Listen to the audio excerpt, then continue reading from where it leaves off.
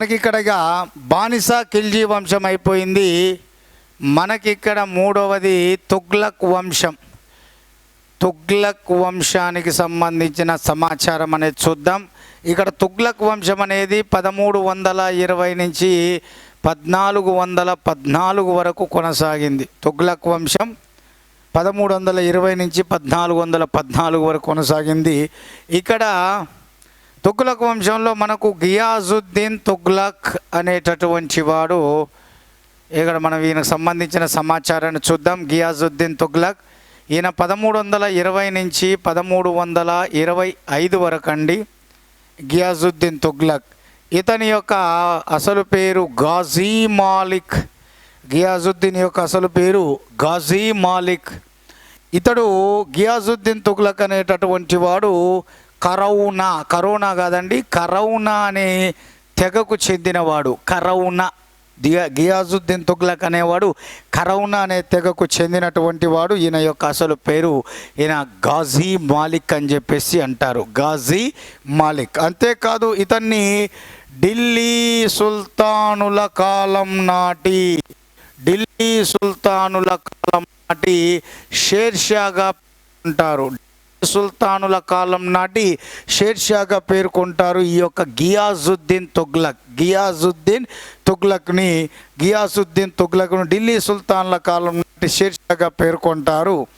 ఎందుకంటే ఇతడు కూడా గుర్రాలపై వార్తలు పంపే పద్ధతిని ప్రవేశపెట్టాడు. గుర్రాలపై వార్తలను పంపే పద్ధతిని ప్రవేశపెట్టాడు ఢిల్లీ సుల్తాన్లో మొదటిసారిగా. ఇతడు మొట్టమొదటిసారిగా ఢిల్లీ సుల్తాన్ కాకముందు పంజాబ్ గవర్నర్గా ఉంటూ దీపాల్పూర్ రాష్ట్రపాలకుడుగా ఉంటూ 1 కాదు 2 కాదు 29 మంగోలుల దండయాత్రలు ఎదుర్కొన్నాడు. ఒకసారి ఇక్కడ మీరు అబ్జర్వ్ చేస్తే ఈయన ఢిల్లీ సుల్తాన్ కాకముందు పంజాబ్ గవర్నర్గా ఉండడంతో పాటు దీపాల్పూర్ రాష్ట్ర పాలకుడుగా ఉంటూ 29 మంగోలుల దండయాత్రలు సమర్థవంతంగా ఎదుర్కొని ఈ యొక్క భారతదేశాన్ని మంగోళ్ళ దండయాత్రల నుంచి కాపాడడం అనేది జరిగింది ఈ యొక్క గియాజుద్దీన్ తుగ్లక్ అనేటటువంటి వాడు. మరి ఈ గియాజుద్దీన్ తుగ్లక్ తన పేరు మీదుగా ఒక కొత్త పట్టణాన్ని నిర్మిస్తాడు, తుగ్లకాబాద్. ఈ కొత్త పట్టణాన్ని నిర్మించి తన పరిపాలనకు ఈ తుగ్లకాబాదును రాజధానిగా చేసుకోవడం అనేది జరిగింది. మరి ఈయన కాలంలోనే దక్షిణ భారతదేశంలో ఓరుగల్లు అనగా కాకతీయ సామ్రాజ్యానికి రాజధాని ఓరుగల్లు. సో కాకతీయ సామ్రాజ్యంపై 2 సార్లు దాడులు జరుగుతాయి. 1322, 23. 22లో మనోడు జూనా ఖాన్ అనేవాడిని పంపుతాడు. 2 సార్లు జూనా ఖాన్. అప్పుడు రాజు ఎవరు అంటే కాకతీయ రాజు వర్సెస్ 2వ ప్రతాపరుద్రుడు. ఇక్కడ కూడా వర్సెస్ 2వ ప్రతాపరుద్రుడు.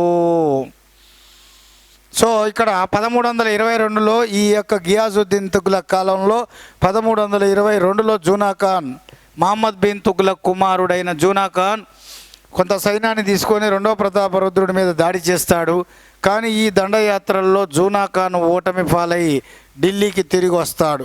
కానీ ఇక్కడ 1323లో రెండోసారి ఈ జూనా ఖాన్ జరిపినటువంటి ఈ యొక్క దండయాత్రలో జూనా ఖాన్ అనేవాడు కాకతీయ సామ్రాజ్యపు చివరి పరిపాలకుడైన 2వ ప్రతాపరుద్రుణ్ణి ఓడిస్తాడు. 2వ ప్రతాపరుద్రుడు ఈ 1323లో ఓడిపోవడానికి కారణం బొబ్బారెడ్డి అనే 2వ ప్రతాపరుద్రుడి యొక్క సైన్యాధిపతిలో ఒకడు వాళ్ళకు సపోర్ట్ చేయడం. 2వ ప్రతాపరుద్రుడి సైన్యాధిపతిలో ఒకడు బొబ్బారెడ్డి అనేవాడు ఈ ఢిల్లీ సుల్తాన్లకు సహాయం చేయడం వలన 2వ ప్రతాపరుద్రుడు 1323లో ఓడిపోతాడు. అలా 1323లో ఓడిపోయినటువంటి కాకతీయ చివరి రాజైన రెండవ ప్రతాపరుద్రుణ్ణి బందీగా పట్టుకొని ఢిల్లీకి తీసుకొస్తుంటే మార్గ మధ్యంలో నర్మదా నదిలో దూకి ఆత్మహత్య చేసుకొని చనిపోతాడు. దీంతో కాకతీయ సామ్రాజ్యం అంతమై 1323లో ఢిల్లీ సామ్రాజ్యంలో కాకతీయ సామ్రాజ్యం అనేది కలుస్తుంది. అంతేకాదు ఈ జూనా ఖాన్ అలియాస్ మహమ్మద్ బిన్ తుగ్లక్ అసలు పేరు జూనా ఖాన్. సో ఈ జూనా ఖాన్ అలియాస్ మహమ్మద్ బిన్ తుగ్లక్ అనేటటువంటి వాడు 1323లో కాకతీయ సామ్రాజ్యాన్ని పూర్తిగా ఆక్రమించి ఢిల్లీ సుల్తానేట్లో కలిపిన తర్వాత ఈ యొక్క కాకతీయ సామ్రాజ్యానికి రాజధాని అయిన ఓరుగల్లు పేరును సుల్తాన్పూర్గా మార్చి పూర్తిగా ఓరుగల్లును ఢిల్లీ సుల్తాన్పూర్లో కలుపుతాడు. ఓరుగల్లు పేరును సుల్తాన్పూర్గా నామకరణం చేసింది ఎవరంటే మహమ్మద్ బిన్ తుగ్లక్. 1323లో కాకతీయ సామ్రాజ్యం పూర్తిగా ఢిల్లీ సుల్తానేట్లో కలిసిపోవడం అనేది జరుగుతుంది. సో ఇక్కడ మీరు గమనించాల్సింది ఏమిటంటే ఈ అద్భుతమైనటువంటి విజయం గియాజుద్దీన్ తుగ్లక్ కాలంలో తన కుమారుడైన జూనా ఖాన్ అలియాస్ మహమ్మద్ బిన్ తుగ్లక్ సాధించడం అనేది జరిగింది. ఇక ముఖ్యమైనటువంటి విషయాలు చూసుకుంటే ఈ గియాజుద్దీన్ తుగ్లక్ అనేవాడు బెంగాల్ పాలకుడైన నాసిరుద్దీన్కి సపోర్టుగా బెంగాల్ ప్రాంతానికి తన సైన్యాన్ని తీసుకొని వెళ్ళి తన నాసిరుద్దీన్ శత్రువులను ఓడించి అతని సింహాసనం మీద కూర్చోపెట్టి ఢిల్లీకి వస్తున్నప్పుడు మార్గ మధ్యంలో ఈ యొక్క తిరుహత్ అంటే మిథిల ప్రాంతాన్ని జయించాలనుకుంటాడు. ఆ మిథిల ప్రాంతాన్ని జయించి ఆ రాజు అయిన రాజా హరిసింగ్ దేవుణ్ణి తన సామంతుడిగా చేసుకొని ఢిల్లీకి బయలుదేరడం అనేది జరిగింది. బెంగాల్ పాలకుడైన తనకు మిత్రుడైన నాసిరుద్దీన్ శత్రువులు దాడి చేసినప్పుడు అతనికి సహాయంగా గియాజుద్దీన్ తుగ్లక్ తన సైన్యాన్ని తీసుకొని వెళ్ళి వాళ్ళను ఓడించి నాసిరుద్దీన్ని మళ్ళీ సింహాసనం మీద కూర్చోపెట్టి వస్తూ ఉన్నప్పుడు మార్గమధ్యంలో దారిలో ఈ తిరుహత్ ప్రాంతాన్ని జయిస్తాడు. అది మిథిల ప్రాంతం. ఆ తిరుహత్ ప్రాంతాన్ని ఆ ప్రాంత పాలకుడైన రాజా హరిసింగ్ దేవుణ్ణి ఓడించి ఆ తిరుహత్ ప్రాంతాన్ని ఆక్రమించడం అనేది జరిగింది. అలా ఈ ప్రాంతాన్ని ఆక్రమించి రాజా హరిసింగ్ దేవుణ్ణి తన సామంతుడిగా చేసుకొని ఢిల్లీకి వస్తున్నటువంటి ఈ యొక్క గియాజుద్దీన్ తుగ్లక్ను పూర్తి స్థాయిలో మహమ్మద్ బిన్ తుగ్లక్ ఆఫ్ఘన్పూర్లో ఏనుగుల ఉత్సవాన్ని ప్రవేశపెట్టి ఆ ఉత్సవాలకు ముఖ్య అతిథిగా అతను పిలిచి ప్లాన్ ప్రకారమే ఈ యొక్క ఆయన కూర్చున్న శిబిరం ఏదైతే ఉందో ఆ శిబిరాన్ని కూలిపోయేటట్లుగా ప్లాన్ చేసి శిబిరం కూలిపోయేటట్లుగా ప్లాన్ చేసి ఈ యొక్క తన తండ్రిని చంపాలనే ప్లాన్ తోటే ఆఫ్ఘన్పూర్ వద్ద ఈ ఏనుగుల ఉత్సవాన్ని ప్రవేశపెడతాడు. దానికి అతిథిగా అతన్ని పిలుస్తాడు. అతడు వస్తాడు. ఆ శిబిరం ఆ డయాస్ మీద కూర్చుంటాడు. ఆ శిబిరం అనే డయాస్ మీద కూర్చున్న మనోడు తాను అనుకున్న ప్లాన్ ప్రకారమే కరెక్ట్గా అమలు చేసి తన తండ్రిని ఏనుగుల ఉత్సవానికి పిలిచి శిబిరం కూలిపోయేటట్లుగా చేసి చంపివేస్తాడు మహమ్మద్ బిన్ తుగ్లక్. ఈ విషయము మనకు చరిత్రకారులు ఒక రచన ద్వారా మనకు చెప్పారు. అదే మహమ్మద్ బిన్ తుగ్లక్ ఆస్థానాన్ని సందర్శించిన ఇబన్ బటూటా యొక్క పూర్తిగా తెలుస్తుంది. మొరాకో రాయబారైన ఇబన్ బటూటా తన గ్రంథంలో ఈ యొక్క విషయాన్ని చెప్పాడు. మహమ్మద్ బిన్ తుగ్లక్ కావాలని తన తండ్రిని ఇలా ప్లాన్ చేసి చంపాడని.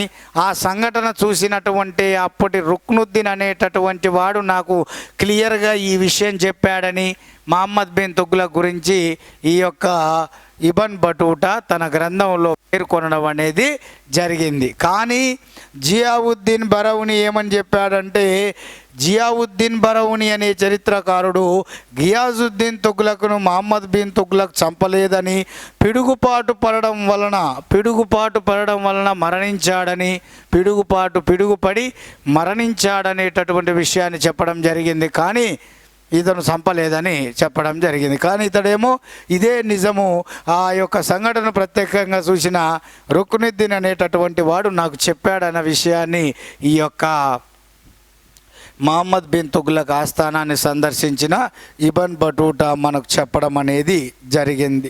సో అలా 1325లో ఈ గియాజుద్దీన్ తుగ్లక్ యొక్క ఆస్థాన కవి కూడా అమీర్ ఖుస్రో గియాజుద్దీన్ తుగ్లక్ ఆస్థాన కవి. ఈ అమీర్ ఖుస్రో అనేవాడు బాల్బన్ నుంచి మొదలుకొని గియాజుద్దీన్ వరకు దాదాపు 7 ఢిల్లీ సుల్తాన్ల దగ్గర ఈయన ఆస్థాన కవిగా పనిచేయడం అనేది జరిగింది. ఎవరయ్యా అంటే ఈ యొక్క అమీర్ ఖుస్రో.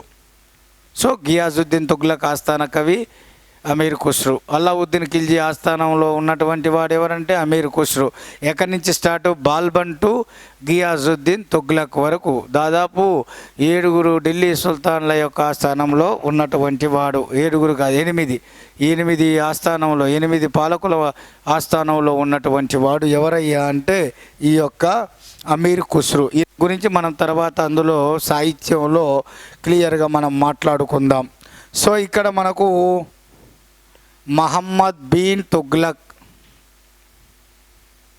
1325 నుంచి క్రీస్తు శకం 1351 వరకు తన పరిపాలనను కొనసాగించాడు. 1325 నుంచి 1351. మహమ్మద్ బిన్ తుగ్లక్ అసలు పేరు ఏంటంటే జూనా ఖాన్. మహమ్మద్ బిన్ తుగ్లక్ అసలు పేరు జూనా ఖాన్. ఈయన యొక్క పీరియడ్లోనే ముఖ్యంగా 1336, 1347లో ముఖ్యంగా ఇక్కడ స్వతంత్ర రాజ్యాలను కొంతమంది రాజులు స్థాపిస్తారు. ముసునూరి కాపయ్య నాయకుడు ఈయన ఓరుగల్లును స్థాపిస్తాడండి. ఓరుగల్లును స్వతంత్రిస్తాడు. 1356లో హరిహర బుక్కరాయలు సోదరులు విజయనగర సామ్రాజ్యాన్ని స్థాపిస్తారు.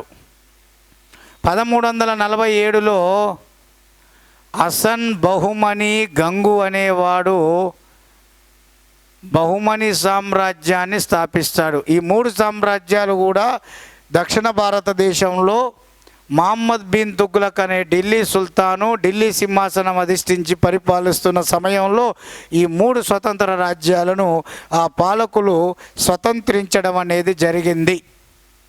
మరి ఇక్కడ మహమ్మద్ బిన్ తుగ్లక్ అనేటటువంటి వాడు అత్యంత కీలకంగా ఈయనకు సంబంధించిన సమాచారము చరిత్రకారులకు ప్రధానంగా ఈయన ఆస్థానాన్ని సందర్శించిన మొరాకో రాయబారి అయిన ఇబన్ బటూటా అనేటటువంటి వాని రచనల ప్రకారం తెలుస్తుంది. ఈ ఇబన్ బటూటా అనేవాడు రచించిన గ్రంథం పేరు కితాబు ఉల్ రెహలా. రెండో గ్రంథం పేరు సఫర్నామా. సో 2 గ్రంథాలు రాశాడు మొరాకో దేశానికి చెందిన రాయబారి ఇబన్ బటూటా. ఒకటి కితాబ్ ఉల్ రెహలా, రెండోది సఫర్నామా. ఇతడు ఇబన్ బటూటా మహమ్మద్ బిన్ తుగ్లక్ కాలంలోనే ఈ యొక్క ఢిల్లీ సామ్రాజ్యాన్ని సందర్శించాడు. ఈ ఇబన్ బటూటా 8 సంవత్సరాలు ఉన్నాడు. ఈ 8 సంవత్సరాలు కూడా ఇతన్ని ఢిల్లీకి కాజీగా నియమిస్తాడు. ఢిల్లీకి కాజీ అంటే ప్రధాన న్యాయమూర్తి. ఢిల్లీకి కాజీగా నియమిస్తాడు ఇబన్ బటూటాను. ఎవరయ్యా అంటే మహమ్మద్ బిన్ తుగ్లక్ ఢిల్లీ కాజీగా. అంతేకాదు ఇతడు అత్యంత కీలకమైనటువంటి ఇబన్ బటూటాను తన రాయబారిగా చైనాకు పంపిస్తాడు. మహమ్మద్ బిన్ తుగ్లక్ తన దేశానికి సంబంధించినటువంటి ఇక్కడి నుంచి తన దేశ రాయబారిగా ఇబన్ బటూటాను ఎక్కడికి పంపించాడంటే చైనాకు పంపించడం అనేది జరుగుతుంది. ఇబన్ బటూటాను చైనాకి. అటువంటి ఈ యొక్క చైనాకు వెళ్ళినటువంటి ఇబన్ బటూటా తన యొక్క రచనల్లో మహమ్మద్ బిన్ తుగ్లక్ సంబంధించిన సమాచారాన్ని వివరించడం అనేది జరిగింది. మరి మహమ్మద్ బిన్ తుగ్లక్ గురించి చెప్పుకోవాలంటే ఆయన కొన్ని ప్రత్యేకమైన లక్షణాలు ఉన్నాయండి. ఏంటి అంటే ఏ ఢిల్లీ సుల్తానుకు లేనటువంటి పాలిగ్రఫీ ఆయనకు సొంతం. అంటే చేతి రాత అంటాం పాలిగ్రఫీ అంటే. ఏ ఢిల్లీ సుల్తానుకు లేనటువంటి అద్భుతమైన అందమైన దస్తూరి చేతి రాత, అంత అద్భుతంగా అందంగా ఉండే నీట్గా ఉండే చేతి రాత ఎవరికి ఎక్కువగా ఉండదు అంటే మహమ్మద్ బిన్ తుగ్లక్. మహమ్మద్ బిన్ తుగ్లక్ ఈయన బహుభాషా కోవిదుడు. బహుభాషా కోవిదుడు, అనేక రకాల భాషల్లో కోవిదుడు. అందులో లైక్ టర్కీ, పారసీకం, అరబ్బీ వగైరా భాషల్లో బాగా ప్రావీణ్యత పొందినవాడు. అందుకనే ఢిల్లీ సుల్తానుల్లో బహుభాషా కోవిదుడుగా పేరుగాంచినటువంటి వాడు. అంతేకాదు గణితం, తర్కం, ఖగోళం, వైద్య, భౌతిక, తత్వ శాస్త్రాల మీద, గణిత శాస్త్రం, తర్కశాస్త్రం, ఖగోళం, వైద్య శాస్త్రం, భౌతిక శాస్త్రం, తత్వశాస్త్రం ఇలాంటి మొదలగు ఈ శాస్త్రాల పట్ల పూర్తి అవగాహన కలిగి ఉన్నవాడు. వాటి మీద బాగా అత్యంత ప్రాధాన్యత, ఆసక్తిని కనపరిచినటువంటి వాడు, మంచి అవగాహన ఉన్నటువంటి వాడు ఎవరయ్యా అంటే ఈ యొక్క మహమ్మద్ బిన్ తుగ్లక్. మహమ్మద్ బిన్ తుగ్లక్. మరి మహమ్మద్ బిన్ తుగ్లక్ అత్యంత కీలకమైనటువంటి మరో లక్షణాల్లో ఆయన గురించి చెప్పాలంటే వ్యక్తుల ప్రతిభను బట్టి, వ్యక్తులకు కాకుండా వ్యక్తుల ప్రతిభలు బట్టి ఉద్యోగాలు ఇచ్చిన మొట్టమొదటి ఢిల్లీ సుల్తాన్. వాడు ఎంత పెద్ద అధికారి కొడుకైనా సరే వానికి టాలెంట్ అంటే ప్రతిభ లేకపోతే వాడిని దూరంగా పెట్టేవాడు. ఏ ఉద్యోగానికి ఎవరు అర్హుడో ఆ ఉద్యోగానికి అర్హత కలిగిన అంశాలు అతనిలో ఉన్నాయా లేవా అనేది ఆలోచించి వ్యక్తుల ప్రతిభను బట్టి ఉద్యోగాలు ఇచ్చినటువంటి వాడు. అంతేకాదు పరమత స్థానం కలిగిన వాడు. అందుకనే హిందువుల పండగల్లో హోలీ లాంటి పండగల్లో కలిసిపోయిన వాడు. హోలీ లాంటి పండగల్లో ఆయన కలిసిపోయి హోలీ పండగలు జరుపుకున్నటువంటి ఢిల్లీ సుల్తాన్ ఎవరయ్యా అంటే ఈ యొక్క మన యొక్క మహమ్మద్ బిన్ తుగ్లక్. అంతేకాదు మొట్టమొదటిసారిగా ఎప్పటి నుంచో అనాదిగా ఒక సాంఘిక దురాచారం అనేది వెంటాడుతుంది.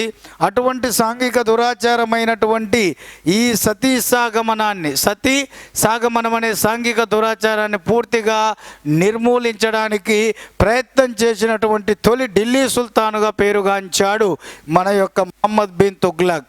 ఈ సతీ సాగమనం గురించి ఇబన్ బటూటా తన గ్రంథమైనటువంటి కితాబ్ ఉల్ రెహలా అనే గ్రంథంలో క్లియర్గా వివరించడం జరిగింది. ఈ సతీ సాగమనం అనే సాంఘిక దురాచారాన్ని పూర్తిగా నిర్మూలించడానికి ప్రయత్నం చేసినటువంటి వాడిగా కూడా పేరుగాంచాడు. ఇక్కడ మనం ఒకసారి చూసుకుంటే పాలిగ్రఫీ బాగా ఉంటుంది, చేతిరాత అందంగా ఉంటుంది, బహుభాషా కోవిదుడు. ఈయనకు అనేక శాస్త్రాల పట్ల ముఖ్యమైన అభిమానం ఉంది అని చెప్పాము. వ్యక్తుల ప్రతిభను బట్టి ఉద్యోగాలు ఇచ్చేవాడు. హోలీ లాంటి హిందువుల పండుగల్లో పాల్గొన్న మొదటి ఢిల్లీ సుల్తాన్ ఇతడే. అలాగే సతీ సాగమనం అనే సాంఘిక దురాచారం గురించి నిర్మూలనకు ఎంతగానో కృషి చేసిన ఢిల్లీ సుల్తాను ఇతడే అని సగర్వంగా చెప్పవచ్చును. అంతేకాదు ఇతనికి లలిత కళలంటే చాలా అభిమానం. సంగీతం, చిత్రలేఖనం, అలాగే మన సాహిత్యం, ఇవన్నీ కూడా ఈ లలిత కళలు అంటాం. ఇటువంటి లలిత కళలో అత్యంత కీలకమైనటువంటి సంగీతం, చిత్రలేఖనం, శిల్పం, సాహిత్యం ఇలాంటివి మొత్తం కూడా లలిత కళల కిందకు వస్తాయి. ఇటువంటి లలిత కళలంటే కూడా బాగా అభిమానించినటువంటి వాడు ఎవరయ్యా అంటే మహమ్మద్ బిన్ తుగ్లక్. మరి ఇన్ని మంచి లక్షణాలు ఉన్నా కూడా, మంచి సదుద్దేశాలు ఉన్నా కూడా భారతదేశ చరిత్రలో అది ఢిల్లీ సుల్తానుల్లో పిచ్చి తుగ్లక్గా పేరుగాంచాడు ఈ మహమ్మద్ బిన్ తుగ్లక్. భారతదేశ చరిత్రలో ఢిల్లీ సుల్తానులకు సంబంధించినటువంటి వారిలో పిచ్చి తుగ్లక్గా పేరుగాంచాడు. ఎవరయ్యా అంటే మహమ్మద్ బిన్ తుగ్లక్. మరి మహమ్మద్ బిన్ తుగ్లక్ అనేటటువంటి వాడు పిచ్చి తుగ్లక్గా ఎందుకు పేరుగాంచాడు? ఆయనకు సంబంధించినటువంటి ఆయన చేసిన పనులు ఏమిటి, అవి ఎలా ఆయనకు ఎదురు దెబ్బ కొట్టాయి, అది చూసే ముందు ఫస్ట్ ఈ మహమ్మద్ బిన్ తుగ్లక్ సంబంధించిన కొన్ని స్టేట్మెంట్లు చూద్దాం, దాని తర్వాత డిస్కస్ చేద్దాం. సో ఇక్కడ మనం చూసుకున్నట్లయితే మరి మహమ్మద్ బిన్ తుగ్లక్ సంబంధించిన కొన్ని స్టేట్మెంట్లు ఇచ్చారు. ఆ స్టేట్మెంట్లు ఏంది చూద్దామంటే, బరౌని అనే చరిత్రకారుడు ఇతన్ని సృష్టి వైపరీత్యం, విరుద్ధ గుణాల మిశ్రమంగా అభివర్ణించాడు. సృష్టి వైపరీత్యం, విరుద్ధ గుణం. అలాగే ఇదే బరౌని ఇతన్ని అరిస్టాటిల్తో పోలిక ఇదే బరౌని ఇతన్ని సృష్టి వైపరీత్యం, విరుద్ధ గుణాల మిశ్రమంగా అభివర్ణించాడు. ఇదే బరౌని ఇతన్ని అరిస్టాటిల్తో పోలిక చేశాడు. అరిస్టాటిల్తో ఇతడు పోలికలను కలిగి ఉన్నాడని చెప్పడం జరిగింది. అలాగే అత్యంత ముఖ్యమైన ఇదే బరౌని చెప్పినటువంటి విషయం ఏంటంటే, ఇక్కడ చక్రవర్తి దగ్గరికి వెళ్ళినటువంటి వారు, చక్రవర్తి ఆస్థానంలోకి వెళ్ళిన వారు ఎవరైతే ఉంటారో వారు తమ తల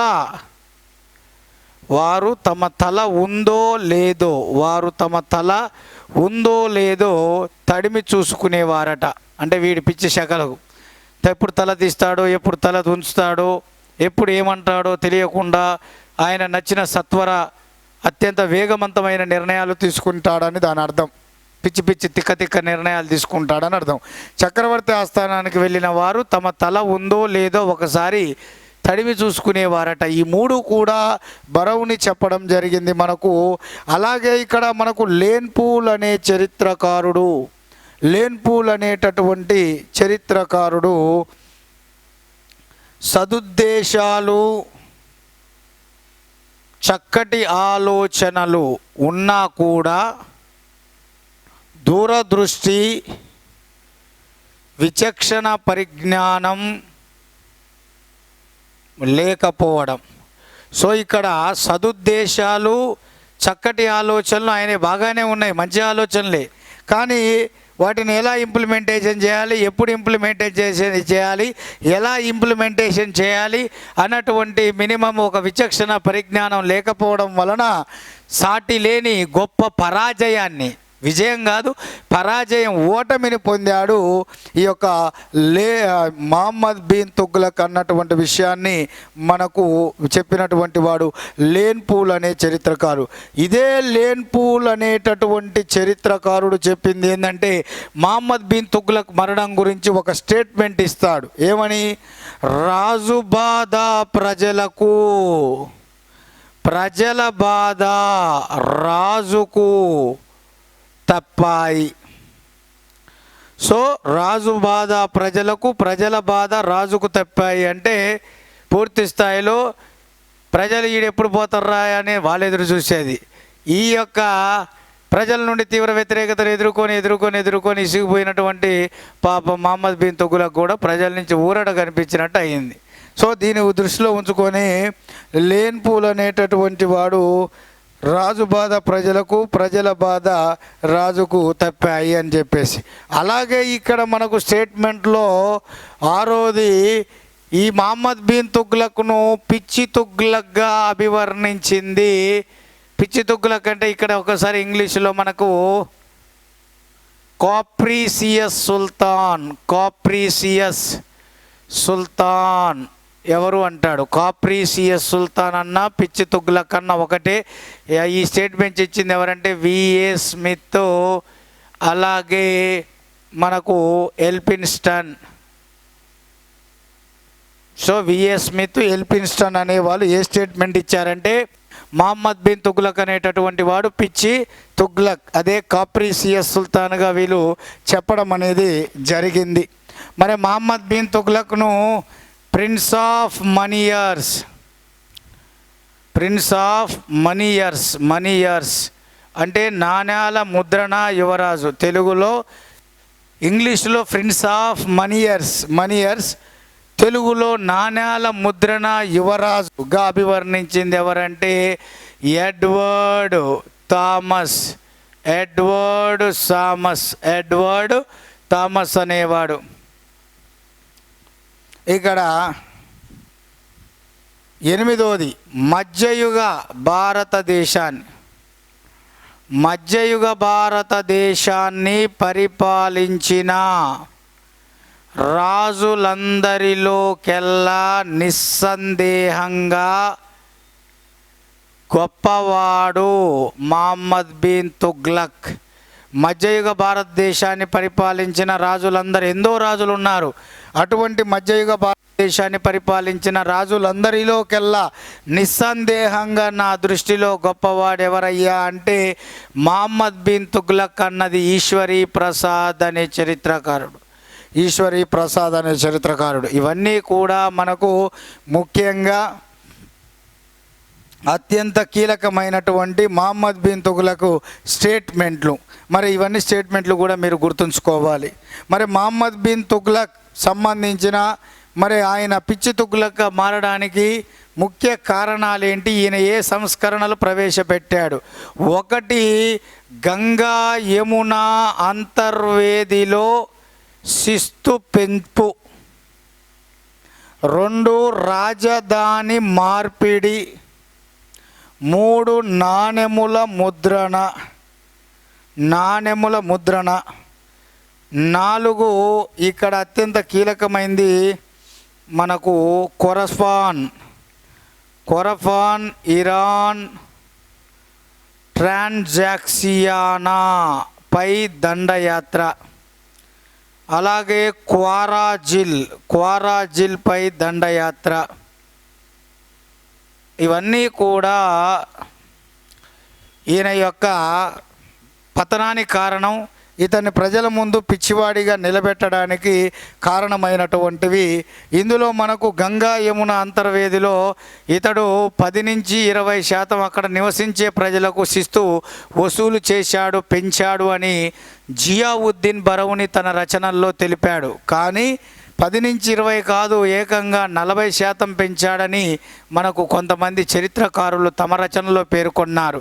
అసలే పంటలు పండట్లేదు, కరువు కాటకాలు ఉన్న సమయంలో వాడు శిస్తును పెంచడం అనేది జరిగింది. ముఖ్యంగా మహమ్మద్ బిన్ తుగ్లక్ అనేటటువంటి వాడు యాక్చువల్గా తన యొక్క కాలంలో 10 నుంచి 20% శిస్తు, 20-40 అయిన పక్కకు పెడితే నార్మల్గా అయినా సరే కొన్ని శిస్తులను, కొన్ని పన్నులను తన రాజ్యంలోని ప్రజల మీద విధించి వసూలు చేసి రాజ్య ఖజానాకు తరలించడం అనేది జరిగేది.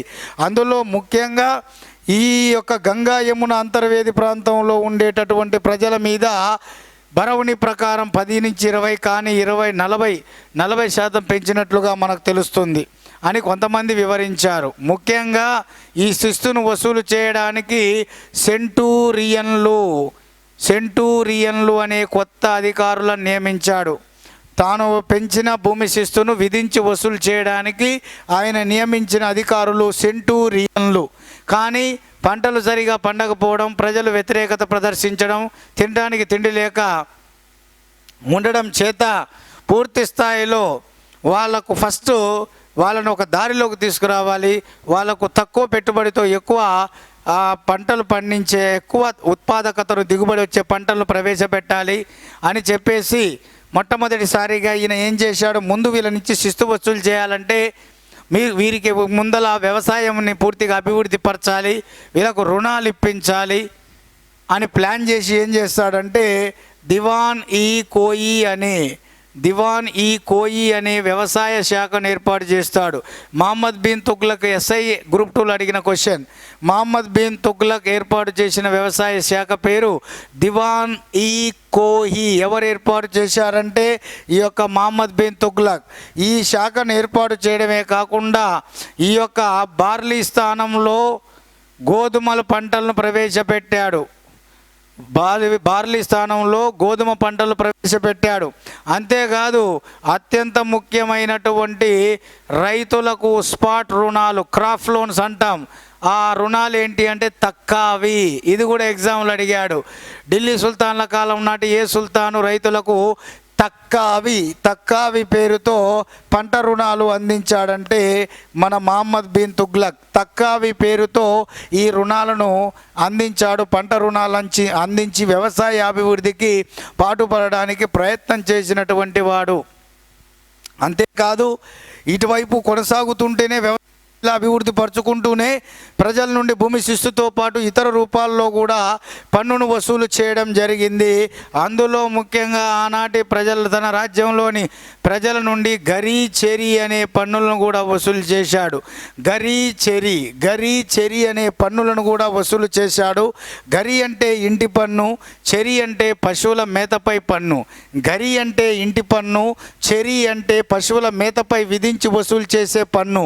ఈ రెండు పన్నులను కూడా విధించి వసూలు చేశాడు. మరి ఈయన అత్యంత కీలకమైనటువంటి ఈ పన్నులను ఆ భూమి శిస్తుతో పాటే ఈయన వసూలు చేయడం అనేది జరిగింది. మరి ఇక్కడ ఈ శిస్తు ఎక్కువ పెంచడం వలన పూర్తిగా రైతులు వ్యతిరేకతతో ఉన్నారు. అది అంతటితో ఆగకుండా వీడు ఏం చేశాడు, రాజధాని మార్పిడి చేశాడు. 1327లో రాజధాని మార్పిడి చేశాడు.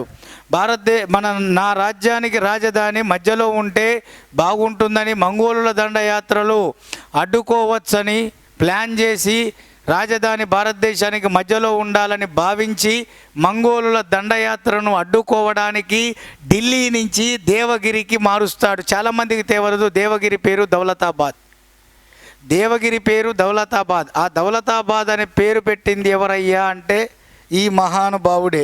1327లో కేవలం మంగోలుల దండయాత్ర నుంచి కాపాడుకోవడానికి ఢిల్లీలోనే రాజ్య ఖజానా ఢిల్లీలోనే ఉంచి రాజధానిని ఢిల్లీ నుంచి 700 కిలోమీటర్ల మైళ్ళ దూరం అంటే 700 మైళ్ళ దూరాన ఉన్న యాదవ సామ్రాజ్యానికి రాజధాని అయిన దేవగిరికి మార్చి ఆ దేవగిరి పేరును దౌలతాబాదుగా నామకరణం చేయడం జరుగుతుంది. అంటే మహమ్మద్ బిన్ తుగ్లక్ 1327లో కేవలం మంగోలుల దండయాత్రలను సమర్థవంతంగా ఎదుర్కోవడానికి ఈ యొక్క రాజధాని మార్పిడి మొదటిసారిగా చేశాడు. ఢిల్లీ నుంచి దేవగిరికి చేయడంతో పాటు దేవగిరి పేరును దౌలతాబాదుగా మార్చడం అనేది జరుగుతుంది. కానీ రాజ్య ఖజానాను మాత్రం దౌలతాబాదుకు తీసుకురాకుండా ఢిల్లీలోనే ఉంచడం అనేది జరిగింది. దీనివల్ల చాలామంది ప్రజలు ఇబ్బందులు పడడం అనేది జరిగింది. సరే, రెండవది మళ్ళీ 8 సంవత్సరాలకు అనగా 1335లో ఇక్కడ ఉన్నా కూడా మంగోలుల దండయాత్రలు తీవ్రతరం అవుతున్నాయి, ఢిల్లీ మీద విరుచుకుపడుతున్నారు అని చెప్పేసి పూర్తి స్థాయిలో 8 సంవత్సరాలకు మళ్ళీ దేవగిరి నుండి అనగా దౌలతాబాద్ నుండి మళ్ళీ రాజధాని మార్పిడి చేస్తాడు 1335లో. దీనివల్ల ఆస్తి నష్టం, జన ప్రాణ ధన నష్టం అని పూర్తిగా కోల్పోయి ఈ యొక్క మహమ్మద్ బిన్ తుగ్లక్ పాలన పట్ల అతని రాజధాని మార్పిడి పట్ల తీవ్ర వ్యతిరేకతను కలిగి ఉండడం అనేది జరిగింది. ఇది ఒక పూర్తి. అందుకనే లేన్పూల్ అంటాడు. లేన్పూల్ అనే చరిత్రకారుడు ఏమంటాడంటే మహమ్మద్ బిన్ తుగ్లక్ చేపట్టిన ఈ రాజధాని మార్పిడి అనే కార్యక్రమం ఏదైతే ఉందో అది వృధా ప్రయాసలకు కేంద్రంగా నిలిచిపోయింది. దానివల్ల ఎటువంటి లాభం లేదని అర్థం. మళ్ళొకసారి చెప్తున్నాను స్టేట్మెంటు. మహమ్మద్ బిన్ తుగ్లక్ చేసిన రాజధాని మార్పిడి అనేది వృధా ప్రయాసలకు చిహ్నంగా నిలిచిపోయిందని అభివర్ణించిన చరిత్రకారుడు ఎవరయ్యా అంటే లేన్పూల్ అనేటటువంటి చరిత్రకారుడు. మరిగా మూడవది ఏమిటంటే నాణ్యాల ముద్రణ. భవిష్యత్తులో ఇక్కడ ఇది తెలియాలంటే ఫస్ట్ మహమ్మద్ బిన్ తుగ్లక్ కాలంలో అమలులో ఉన్న నాణ్యాలు మీకు తెలియాలి. 1 బంగారం, 2 వెండి. బంగారం అనే నాణ్యం దినారు పేరుతో, వెండి అనేది అదలి అనే పేరుతో ఇక్కడ చూడవచ్చును మనం. ఆయన కాలంలో మహమ్మద్ బిన్ తుగ్లక్ కాలంలో బంగారు నాణ్యాలు ఇక్కడ చూడండి, బంగారం నాణ్యాలు దినార్ అనే పేరుతో, వెండి అనే నాణ్యాలు అదలి అనే పేరుతో ఇవి ప్రాచుర్యంలోకి వచ్చాయి. అయితే భవిష్యత్తులో వెండి కొరతగా వస్తుందని వీడికల్లా వీడే ఊహించుకొని వాటి స్థానంలో రాగి ఇత్తడితో కూడిన నాణ్యాలను అనగా టోకెన్ కరెన్సీని ప్రవేశపెడతాడు. Token currency. సో వెండి కొరత వస్తుందని భావించి భవిష్యత్తులో ఇతడు టోకెన్ కరెన్సీని ప్రవేశపెడతాడు. టోకెన్ కరెన్సీ ఇక్కడ ఏమిటయ్యా అంటే అత్యంత కీలకమైనటువంటి ఈ యొక్క రాగి నాణాలు, ఇత్తడి నాణాలు, అంటే రాగి లోహంతో ఇత్తడి లోహంతో, ఈ రెండు లోహాలతో, అంటే రాగి పర్సెంట్ ఎక్కువ ఉంటుంది, ఇత్తడి తక్కువ ఉంటుంది, ఈ రెండు లోహాల మిశ్రమంతో ఈ యొక్క కొత్తగా నాణ్యాలను తయారు చేసి వాటిని వెలుగులోకి తీసుకొస్తాడు. వాటిని దోకానీ అంటారు. ఏమంటారంటే దోకానీ. మహమ్మద్ బిన్ తుగ్లక్ వెండి నాణ్యాలకు బదులుగా, బంగారు నాణ్యాలకు బదులుగా తన రాజ్యంలో ఈ యొక్క రాగి ఇత్తడి నాణ్యాలను, అంటే రాగి ఇత్తడి లోహాలతో కలిపి తయారు చేయబడిన మిశ్రమ నాణ్యాలను అనగా దోకాని నాణ్యాలను వీటిని ప్రాచుర్యంలోకి తీసుకురావడం అనేది జరుగుతుంది. దీనివల్ల ఏమైంది, రాగి అనేది అందరికీ, ఇత్తడి అనేది అందరికీ అందుబాటులో ఉన్న లోహం, సాధారణమైనటువంటి వ్యక్తి దగ్గర ఉన్న లోహం. కాబట్టి అధికారుల యొక్క నిఘా అనేది లేకపోవడం, పర్యవేక్షణ లేకపోవడం వలన సాధారణ ప్రజలు సైతం కూడా ప్రతి ఒక్కడు తన ఇంటిని ఒక టంకశాల, అంటే నాణ్యాలను ముద్రించుకునే ఒక శాలగా మార్చుకొని ఎవడికి పడితే వాడు నాణ్యాలను ముద్రించడం కొనసాగించారు. దీనివల్ల ఏమైంది, ఈడ ఎవడు పడితే వాడు నాణ్యాలు ముద్రించుకుంటున్నాడు. ప్రభుత్వ ప్రమేయం లేకుండానే, ప్రభుత్వ నిఘా లేకుండానే ప్రతి ఇల్లు ఒక టంకశాలగా మారింది. ఇక రెండవదేమో, మనం వేరే వస్తువులు కొనాలంటే ఆ దేశం వాళ్ళు మనకు బంగారు నాణ్యాలు ఇవ్వమని చెప్పేది. మళ్ళీ వాళ్ళు మన దేశంలోని వస్తువులు కొన్నప్పుడు మాత్రం మన రాజ్యంలో చలామణిలో అయ్యే నాణ్యాలే తగలబెడతారు కాబట్టి వాళ్ళు తీసుకొచ్చి రాగి నాణ్యాలు ఇచ్చేది. ఇక్కడ ప్రభుత్వం ఆ రాగి నాణ్యాలను ఖజానాలో భద్రపరిచింది. ఆ నాణ్యాలతో పాటు ఈడ ఎవడింట వాడు గుద్దుకోవడం ప్రారంభించాడు. ఈ నాణ్యాలు ఆ నాణ్యాలు పెద్ద కుప్పగా ఏర్పడి చివరికి ద్రవ్యోల్బణం దారి తీయడం అనేది జరిగింది. వెంటనే వాడేం చేశాడు, 1329లో ఈ కార్యక్రమం ఏదైతే ఉందో 1329లో నాణ్యాలు ముద్రించే కార్యక్రమం, దీనిని పూర్తిగా రద్దు చేయడం అనేది జరిగింది. మళ్ళీ ఈ యొక్క టోకెన్ కరెన్సీని రద్దు చేస్తున్నట్లుగా ప్రకటించడం జరిగింది. దీనివల్ల ప్రజలు తీవ్ర ఆర్థిక నష్టాన్ని చవి చూడడం జరిగింది. తీవ్ర వ్యతిరేకతతో ఈ మహమ్మద్ బిన్ తుగ్లక్ మీద ఉండడం అనేది జరిగింది. అలాగే అత్యంత కీలకమైనటువంటి 1329లో జరిగిన ఈ సంఘటన అనేది 1330లో దీన్ని క్లోజ్ చేసి పారేస్తాడు. 1 ఇయర్లోనే వానికి తీవ్రమైన నష్టాన్ని కలిగిస్తుంది. రాజ్యం ఆర్థిక లోపభూయిష్టమైన స్థితికి చేరుకుంటుంది. ద్రవ్యోల్బణానికి దారి తీయడం జరిగింది. ఆ యొక్క రూపాయి విలువ, ఆ దినార్ అదలి విలువలు పడిపోయాయి పూర్తిగా. దీని అన్ని కారణాల దృష్ట్యా ఈ యొక్క రాగి నాణ్యాలను ముద్రించడం అనేది ఆపించాడు. దాని గుర్తింపు అనేది, ప్రభుత్వ గుర్తింపు అనేది రద్దు చేయడం అనేది జరిగింది. రెండో ముఖ్యమైన విషయం ఏంటంటే, ఈ దరిద్రుడు ఈ యొక్క ప్లాన్ చేయడానికి, దీన్ని ఇంప్లిమెంటేషన్ చేయడానికి అసలు దోకాని మిశ్రమం, అంటే రాగి ఇత్తడి లోహాలతో తయారు చేసిన నాణ్యాలను వీడు ప్రాచుర్యంలోకి తీసుకురావడానికి కారణం ఏంటంటే, ఇక్కడ చైనా, పర్షియా రాజుల యొక్క ప్రాబల్యం.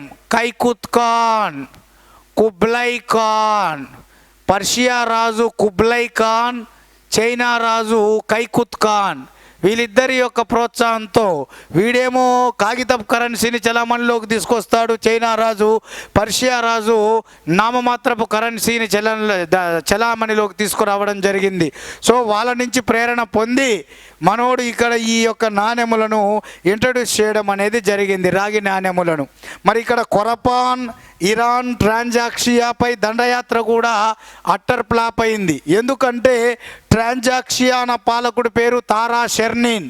వీడు మధ్య ఆసియాలోని కొరపాన్ అనేటటువంటి ప్రాంతాన్ని జయించాలని దాదాపుగా 3,70,000 సైన్యాన్ని ఏర్పాటు చేసుకుంటాడు. వారి ఖర్చు పెడతాడు, ఆయుధ పరికరాలు తెప్పిస్తాడు.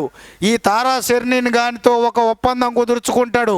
నేను కొరపాన్ ప్రాంతాన్ని జయిస్తాను, నీ సహాయం ఉంటే నీకు అంతో ఇంతో ఇస్తాను, నువ్వు నాకు సాయం చేయాలి.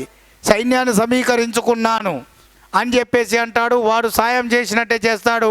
తర్వాత సడన్గా ఈ 3 ప్రాంతాలలో ఈ ట్రాన్సాక్సియానా అనే ప్రాంత పాలకుడు ఈ కొరపాన్ ప్రాంతం మీద దండెత్తడానికి నేను రానని చెప్తాడు.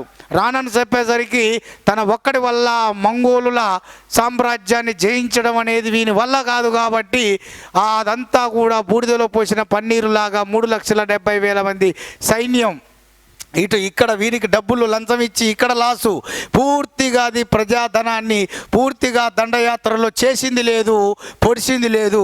అది మొత్తం ఖర్చు వ్యర్థంగా పెట్టడం జరిగింది. ఇక 4వది ఏంటంటే హిమాలయ పర్వతాలలోని క్వారాజిల్ దండయాత్ర. క్వారాజిల్ దండయాత్ర ఏమిటంటే తన మేనల్లుడు ఖుస్రూ మాలిక్, తన మేనల్లుడు మహమ్మద్ బిన్ తుగ్లక్ మేనల్లుడు ఖుస్రూ మాలిక్ గాడు ఉంటాడు. ఆ ఖుస్రూ మాలిక్ గాని నేతృత్వంలో కొంత సైన్యాన్ని ఇచ్చి ఈ క్వారాజిల్ అనేటటువంటి ప్రాంతంలో ఆటవిక తెగవారు ఎప్పుడూ తమ రాజ్యం వైపు దూసుకు వస్తూ తమకు ఇబ్బంది కలిగిస్తున్నారని భావించి ఇక నేను ఉపేక్షించను, లాభం లేదని ఈ మహమ్మద్ బిన్ తుగ్లక్ క్వారాజిల్ ప్రాంతంపై అక్కడ నివసిస్తున్న ఆ ఆటవిక తెగల వారిపై దాడి చేయడానికి నిశ్చయిస్తాడు. ఆ యొక్క నిర్ణయంలో భాగంగా మహమ్మద్ బిన్ తుగ్లక్ అనేటటువంటి వాడు ఈ యొక్క క్వారాజిల్పై దండయాత్రకు తన మేనల్లుడు ఖుస్రూ మాలిక్ను నాయకత్వం వహించాల్సిందిగా కోరతాడు. వీడు కూడా ఖుస్రూ మాలిక్ కూడా క్వారాజిల్ ప్రాంతానికి పోతాడు. కానీ అక్కడ సడన్గా ప్లేగు వ్యాధి రావడంతో ప్లేగు వ్యాధి పూర్తిగా అందరు చుట్టుముట్టడంతో అక్కడ మరణించడంతో ఆ క్వారాజిల్పై దండయాత్ర కూడా అట్టర్ ఫ్లాప్ కావడం అనేది జరిగింది.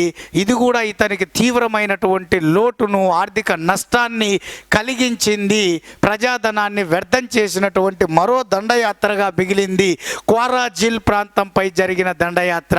మరి ఇతడు చివరగా 1351లో గుజరాత్ ప్రాంత పాలకుడు ఇతనికి ఎదురు తిరిగి స్వతంత్రించడంతో అతన్ని ఓడించడానికి వెళ్ళి తట్టా అనే ప్రాంతం దగ్గర మహమ్మద్ బిన్ తుగ్లక్ మరణిస్తాడు. 1351లో గుజరాత్ ప్రాంత పాలకుడైనటువంటి ఒక రాజు స్వతంత్రించడంతో మహమ్మద్ బిన్ తుగ్లక్ను ఎదిరించడంతో అతన్ని ఎదిరించడానికి వెళ్ళినటువంటి ఈ మహమ్మద్ బిన్ తుగ్లక్ తట్టా అనే ప్రాంతం వద్ద ఈయన మరణించడంతో మహమ్మద్ బిన్ తుగ్లక్ మరణం తర్వాత ఆయన యొక్క తమ్ముడు పేరు రజబ్. మహమ్మద్ బిన్ తుగ్లక్ తమ్ముడు కుమారుడైన ఈ యొక్క రజబ్ మన రాజపుత్ర స్త్రీ అయిన బీబీ నైలా అబోహర్ అనే రాజపుత్ర రాకుమారి బీబీ నైలాకి మహమ్మద్ బిన్ తుగ్లక్ తమ్ముడైనటువంటి రజబ్కు వీరిద్దరికి కలిగిన సంతానమే ఫిరోజ్ షా తుగ్లక్. అలా ఫిరోజ్ షా తుగ్లక్ మహమ్మద్ బిన్ తుగ్లక్ తర్వాత ఢిల్లీ సింహాసనాన్ని అధిష్ఠించడం జరిగింది. మరి ఆయన కాలం నాటి ముఖ్యమైన పరిపాలనా సంస్కరణలు ఏమిటనేది మనం చూద్దాం.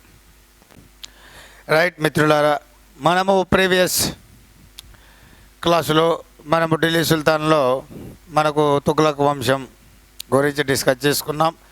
అందులో గియాజుద్దీన్ తుగ్లక్, మహమ్మద్ బిన్ తుగ్లక్ గురించి డిస్కస్ చేసుకున్నాం. మరి ఇందులో మనకు ఫిరోజ్ షా తుగ్లక్ అనేటటువంటి వాడు గురించి మనము ఈ క్లాసులో డిస్కస్ చేసుకుందాం. ఫిరోజ్ షా తుగ్లక్. ఫిరోజ్ షా తుగ్లక్ 1351 నుంచి క్రీస్తుశకం 1388 వరకు ఈయన తన పరిపాలనను కొనసాగించడం అనేది జరిగింది. ఫిరోజ్ షా తుగ్లక్ అనేవాడు 1351 నుంచి 1388 వరకు తన పరిపాలనను కొనసాగించడం అనేది జరిగింది. మరి ఫిరోజ్ షా తుగ్లక్ ఎవరు? ఇక్కడ ఈయన ప్రాధాన్యత మీరు ఇయర్ చూస్తే ఒక విషయం గుర్తు రావాలి. తుగ్లక్ వంశంలో దాదాపుగా ఈయన 37 సంవత్సరాలు, అంటే దాదాపుగా ఎక్కువ సంవత్సరాలు, అనగా 37 సంవత్సరాలు పరిపాలించిన సుల్తాన్గా పేరుగాంచాడు. తుగ్లక్ వంశంలో ఎక్కువ సంవత్సరాలు పరిపాలించినటువంటి వాడుగా పేరుగాంచాడు. ఎవరయ్యా అంటే మన యొక్క ఫిరోజ్ షా తుగ్లక్. మరి యొక్క ఫిరోజ్ షా తుగ్లక్ సంబంధించినటువంటి ఈ యొక్క సమాచారాన్ని మనం ఇక్కడ క్షుణ్ణంగా తెలుసుకుందాం. మరి ఫిరోజ్ షా తుగ్లక్ అనేవాడు మహమ్మద్ బిన్ తుగ్లక్ సోదరుడైన రజబ్, అలాగే అబోహార్ రాజపుత్ర స్త్రీ అయిన అబోహార్ రాజపుత్ర రాకుమారి అయిన బీబీ నైలాకు జన్మించినటువంటి వాడు ఈ యొక్క ఫిరోజ్ షా తుగ్లక్. ఫిరోజ్ షా తుగ్లక్. మరి ఫిరోజ్ షా తుగ్లక్ సంబంధించిన సమాచారాన్ని మనకు వివరిస్తున్నటువంటి ముఖ్యమైన చారిత్రకపరమైన సాహిత్య ఆధారాలు ఏమిటి అన్నప్పుడు ఇక్కడ మనకు అత్యంత కీలకంగా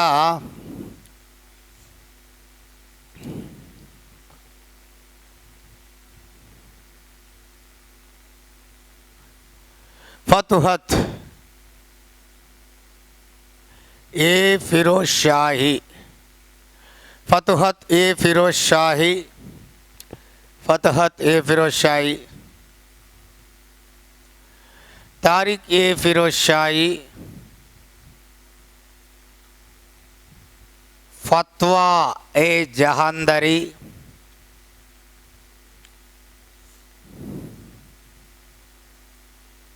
మళ్ళీ తారిక్ ఏ ఫిరోజ్ షాహీ,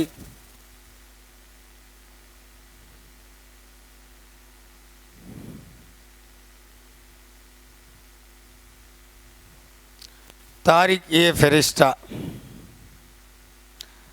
సో ఇవి గ్రంథాలు. ఫతుహత్ ఏ ఫిరోజ్ షాహీ, తారిక్ ఏ ఫిరోజ్ షాహీ, ఫత్వా ఏ జహందరీ, తారిక్ ఏ ఫిరోజ్ షాహీ, తారిక్ ఏ ఫెరిస్టా. ఇవి మనకు ముఖ్యమైనటువంటి ఈయనకు సంబంధించిన సమాచారాన్ని వివరిస్తున్న గ్రంథాలు. మరి ఇందులో ఫతుహత్ ఏ ఫిరోజ్ షాహీ దీన్ని రచించింది ఫిరోజ్ షా తుగ్లక్. అలాగే ఈ రెండింటిని తారిక్ ఏ ఫిరోజ్ షాహీ, ఫత్వా ఏ జాందరీ, ఈ రెండింటిని రచించింది ఎవరయ్యా అంటే మనకు జియావుద్దీన్ బరౌని.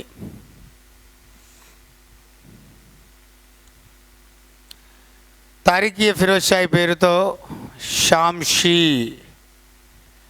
ఈ సిరాజ్, షాంషీ ఈ సిరాజ్ అనేవాడు మళ్ళీ ఇదే పేరుతో మళ్ళా తాను ఒక గ్రంథాన్ని రాస్తాడు. షాంషీ సిరాజ్, షాంషీ సిరాజ్. తారిక్ ఏ ఫిరోజ్, తారిక్ ఏ ఫెరిస్టా అనేటటువంటి గ్రంథాన్ని ఫెరిస్టా రాస్తాడు. ఇది ముఖ్యంగా అత్యంత కీలకమైనటువంటి ఈ ఫెరిస్టా అనేటటువంటి గ్రంథం. ఇది ముఖ్యంగా ఆనాటి మధ్యయుగ చరిత్రకారులందరిలో కూడా గొప్పవాడు తారిక్ ఈ ఫెరిస్టా. మధ్యయుగ భారతదేశ చరిత్రకారులందరిలో కూడా గొప్పవాడు ఫెరిస్టా. ఆ ఫెరిస్టా రచించింది తారిక్ ఏ ఫెరిస్టా. ఇందులో ఫెరిస్టా దీని యొక్క స్పెషల్ ఏంటంటే ఓన్లీ ఫిరోజ్ షా తుగ్లక్ కాలం నాటి నిర్మాణాలను గురించి మాత్రమే ఇది వివరించింది. తారిక్ ఏ ఫెరిస్టా గ్రంథంలో ఫెరిస్టా అనేటటువంటి వాడు కేవలం ఫిరోజ్ షా తుగ్లక్ విజయాలు, ఆయన వ్యక్తిగత సమాచారం ఇవేవి కాకుండా కేవలం నిర్మాణాల గురించి మాత్రమే ఇక్కడ వివరించడం అనేది జరిగింది. మరి ఇక్కడ అత్యంత కీలకమైన దీని యొక్క స్పెషాలిటీ ఏంటంటే ఈ ఫతుహత్ ఏ ఫిరోజ్ షాహీ ఇది ఫిరోజ్ షా తుగ్లక్ అనేటటువంటి వాడు తన జీవిత చరిత్రను తానే రాసుకున్నాడు. ఫిరోజ్ షా తుగ్లక్ అనేవాడు తన జీవిత చరిత్రను తానే రాసుకున్నాడు. తన జీవిత చరిత్రను తానే రాసుకోవడం అనేది జరిగింది. భారతదేశ చరిత్రలో మొట్టమొదటిసారిగా తన జీవిత చరిత్రను తానే రాసుకున్న మొదటి ఢిల్లీ సుల్తాన్ అన్నప్పుడు ఈ యొక్క ఫిరోజ్ షా తుగ్లక్ రావాలి. భారతదేశంలో తన జీవిత చరిత్రను తానే రాసుకున్న మొట్టమొదటి ఢిల్లీ సుల్తాన్ అంటే ఇక్కడ ఈ యొక్క ఫిరోజ్ షా తుగ్లక్ అంటే చక్రవర్తుల్లో మొఘల్ సామ్రాజ్య స్థాపకుడైన బాబర్ కంటే ముందే ఇతడు ఈ యొక్క ఫతుహత్ ఏ ఫిరోజ్ షాయి అనేటటువంటి గ్రంథాన్ని రచించడం అనేది జరిగింది. తన జీవిత చరిత్రను తానే రాసుకున్న మొదటి భారతదేశ ఢిల్లీ సుల్తాను ఫిరోజ్ షా తుగ్లక్ అనేటటువంటివి. ఇవి మనకు ముఖ్యమైనటువంటివి. మరి ఇక్కడ ఇతని కాలంలో జలాలుద్దీన్ రూమీ అనేటటువంటి ఈయన యొక్క ఆస్థానంలో ఒక వేదాంతి కూడా ఉండేవాడట. జలాలుద్దీన్ రూమీ అనేటటువంటి ఒక వేదాంతి కూడా ఇక్కడ ఉండడం అనేది జరిగింది. ఎవరి యొక్క ఆస్థానంలో అంటే ఫిరోజ్ షా తుగ్లక్ యొక్క ఆస్థానంలో ఆ ఫిరోజ్ షా తుగ్లక్ చేత ఈయన ఆదరించబడడం అనేది జరిగింది. మిత్రులారా, ఈ విషయాన్ని కూడా మీరు గమనించాలి. ఇక్కడ అత్యంత కీలకమైనటువంటి విషయం. మరి ఫిరోజ్ షా తుగ్లక్ ఇక్కడ అత్యంత కీలకమైనటువంటి ఈ యొక్క విషయాల ద్వారా ఈ ఫిరోజ్ షా తుగ్లక్ సంబంధించిన సమాచారం అనేది తెలుస్తుంది. మరి ఫిరోజ్ షా తుగ్లక్ అనేటటువంటి వాడు గురించి చెప్పుకోవాల్సిన ఇంకొక ముఖ్యమైన విషయం ఏంటంటే దాన్ గరియల్ అనే కాలమాన యంత్రాన్ని స్వయంగా తయారు చేసినటువంటి వాడు. దాన్ గరియల్ అనే కాలమాన యంత్రాన్ని స్వయంగా తయారు చేసి వాడిని ప్రాచుర్యంలోకి తీసుకువచ్చినటువంటి వాడు.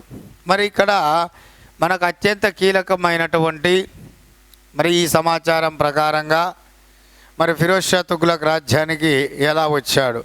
మహమ్మద్ బిన్ తుగ్లక్ చనిపోయిన తర్వాత ఆయన సోదరుడు కుమారుడైనటువంటి ఫిరోజ్ షా తుగ్లక్ అనేటటువంటి వాడు ఈయన ఈ యొక్క మహమ్మద్ బిన్ తుగ్లక్ సోదరి అంటే తన యొక్క ఫిరోజ్ షా తుగ్లక్ మేనత్ అవుతుంది. మహమ్మద్ బిన్ తుగ్లక్ సోదరి పేరు ఖుదావంతు జుదా అనే ఆమె తన మైనర్ కుమారుడు ఖ్వాజా జవాన్ అనేటటువంటి ఇక్కడ బాలుణ్ణి సింహాసనం మీద నిలపడానికి ప్రయత్నం చేస్తుంది. ఖుదావంతు జుదా తన మైనర్ కుమారుడైన ఖ్వాజా జవాన్ అనే బాలుణ్ణి సింహాసనం మీద నిలపడానికి ప్రయత్నం చేస్తుంది. ఈమె సంరక్షకురాలుగా ఉండి పరిపాలన చేద్దామని ప్లాన్ వేస్తుంది. కానీ రజబ్ కొడుకైన ఫిరోజ్ షా తుగ్లక్ ఈ ఖుదావంతు జుదాను బంధించి ఆ యొక్క ఖ్వాజా జవాన్ అనేటటువంటి బాలుణ్ణి యొక్క బహిరంగంగా ఉరితీసి ఈ యొక్క సింహాసనం మీద ఖ్వాజా జాన్వాన్ అనేటటువంటి బాలుణ్ణి సింహాసనం మీద నిలిపింది అనేది ఇక్కడ క్లియర్గా ఇక్కడ అర్థం చేసుకోవాలి. ఓకేనా? ఖుదావంతు జూదా తన మైనర్ బాలుడు ఖ్వాజా జాన్వాన్ను ఇక్కడ సింహాసనం మీద నిలపడానికి ప్రయత్నం చేసినప్పుడు ఇక్కడ ఫిరోజ్ షా తుగ్లక్ అనేటటువంటి వాడు ఆ బాలుణ్ణి సింహాసనం మీద నిలపడానికి ఇష్టపడడు. అందుకని అతన్ని బహిరంగంగా ఉరితీసి చంపడం అనేది జరుగుతుంది. మరి ఇక్కడ అత్యంత కీలకమైన ఈయన సింహాసనం అధిష్ఠించిన తర్వాత ఈయన చేసినటువంటి ముఖ్యమైన పని ఏంటంటే ఖురాన్ను అనుసరించి పరిపాలన చేశాడు. అందులో కూడా ఇస్లాం న్యాయసూత్రాలుగా నూతన న్యాయసూత్రాల సమాహారంగా పేరుగాంచిన నూతన న్యాయసూత్రాల సమాహారంగా పేరుగాంచిన ఈ యొక్క షరియత్ ప్రకారమే తన యొక్క పరిపాలనను తాను ముందుకు తీసుకెళ్లడం అనేది జరిగింది. ఎవరయ్యా అంటే ఫిరోజ్ షా తుగ్లక్. ఈ విషయాన్ని ఇక్కడ మీరు గమనించాలి. ఖురాన్ ఇస్లాం మతస్థుల పవిత్ర గ్రంథం. ఆ ఖురాన్ ప్రకారం అలాగే ఇస్లాం న్యాయ సూత్రాల నూతన న్యాయ సూత్రాల సమాహారంగా పిలువబడ్డ షరియత్ ప్రకారం షరియత్ని అనుసరించి ఫిరోజ్ షా తుగ్లక్ అనేవాడు పరిపాలన అనేది కొనసాగించడం జరిగింది. మరి ఇక్కడ ఫిరోజ్ షా తుగ్లక్ యొక్క ప్రధాన విజయాల్లో చూస్తే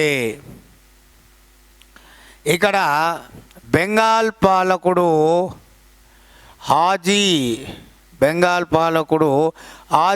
ఇలియాస్ అనేవాడు మహమ్మద్ బిన్ తుగ్లక్ చనిపోయిన తర్వాత ఫిరోజ్ షా తుగ్లక్ సింహాసనం అధిష్ఠించిన తర్వాత పరిస్థితులు మొత్తం మారిపోతాయి. కొంతమంది స్వతంత్రించుకుంటారు, చక్రవర్తికి ఎదురు తిరుగుతారు. అందులో ఒకడే ఈ బెంగాల్ పాలకుడు హాజీ ఇలియాస్. వీడు స్వతంత్రించడంతో వీని మీద దాడి చేయాలని మనోడు బయలుదేరుతాడు. కానీ వర్షాలు బాగా ఉండడంతో యుద్ధం చేయడం సాధ్యం కాదని ఇక్తలా కోటలో తలదాచుకొని ఈ యొక్క యుద్ధాన్ని ఆపివేసి ఈ యొక్క హాజీ ఇలియాస్తో సంధి చేసుకుంటాడు. ఫిరోజ్ షా తుగ్లక్ అతన్ని ఓడించడానికి బయలుదేరుతాడు. మార్గ మధ్యంలో బయలుదేరి కొన్ని రోజులు అయితే అక్కడ ప్రాంతానికి చేరుకుంటాము, యుద్ధం ప్రారంభిస్తాము అనుకోగా ఈలోపే వర్షాలు ఎక్కువగా రావడంతో ఈ బెంగాల్ పాలకుడైన హాజీ ఇలియాస్ అతనితో యుద్ధం ఆపేసి ఇక్తలా కోటలో తలదాచుకొని అతనితో యుద్ధం ఆపేసి అతనితో సంధి చేసుకోవడం అనేది జరిగింది. ఇక్కడ రెండవది హాజీ ఇలియాస్ చనిపోయినాక 1359 సంవత్సరంలో సికిందర్ షా, ఈయన కుమారుడు సికిందర్ షా గాడు ఉంటాడు. ఈ సికిందర్ షా మీద దండయాత్ర చేయాలని ఫిరోజ్ షా తుగ్లక్ 70,000 అశ్విక దళంతో బయలుదేరుతాడు. ఈ 70,000 అశ్విక దళంతో బయలుదేరినటువంటి ఈ సికిందర్ షా అనేటటువంటి వాడు వెళ్తూ మధ్యలో జాఫరాబాద్ వద్ద మహమ్మద్ బిన్ తుగ్లక్ జ్ఞాపకార్థం ఈ జాన్పూర్ అనే నగరాన్ని నిర్మిస్తాడు. మహమ్మద్ బిన్ తుగ్లక్ గౌరవార్థం జ్ఞాపకార్థం జాఫరాబాద్ అనే ప్రాంతం వద్ద ఈ జాన్పూర్, ఆ ప్రాంతానికి జాఫరాబాద్ ప్రాంతానికి సమీపాన ఈ జాన్పూర్ అనేటటువంటి ప్రాంతాన్ని నూతనంగా నిర్మిస్తాడు. ఇక్కడ జాన్పూర్ అంటే అర్థం ఇక్కడ ఇస్లాం మతానికి వెలుగుగా చెప్తారు ఈ యొక్క జాన్పూర్. సో 1360 సంవత్సరంలో ఇక్కడ జాజ్ నగర్, ఒరిస్సాలోని జాజ్ నగర్పై దండెత్తుతాడు. అప్పుడు ఒరిస్సా పాలకుడు మూడవ భానుదేవుడు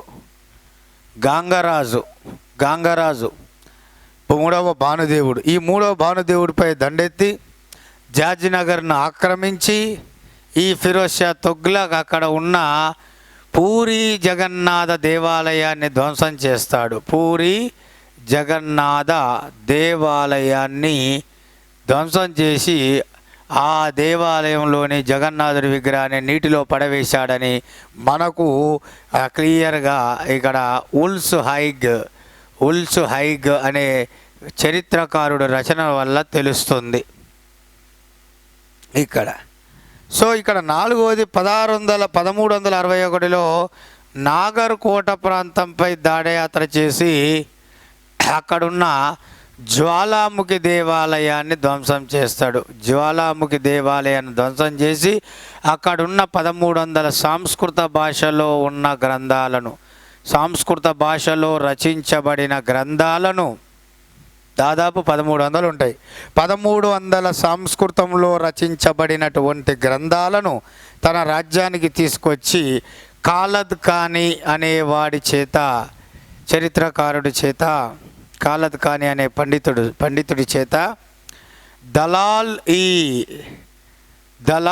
ఏ ఫిరోజ్ షాయి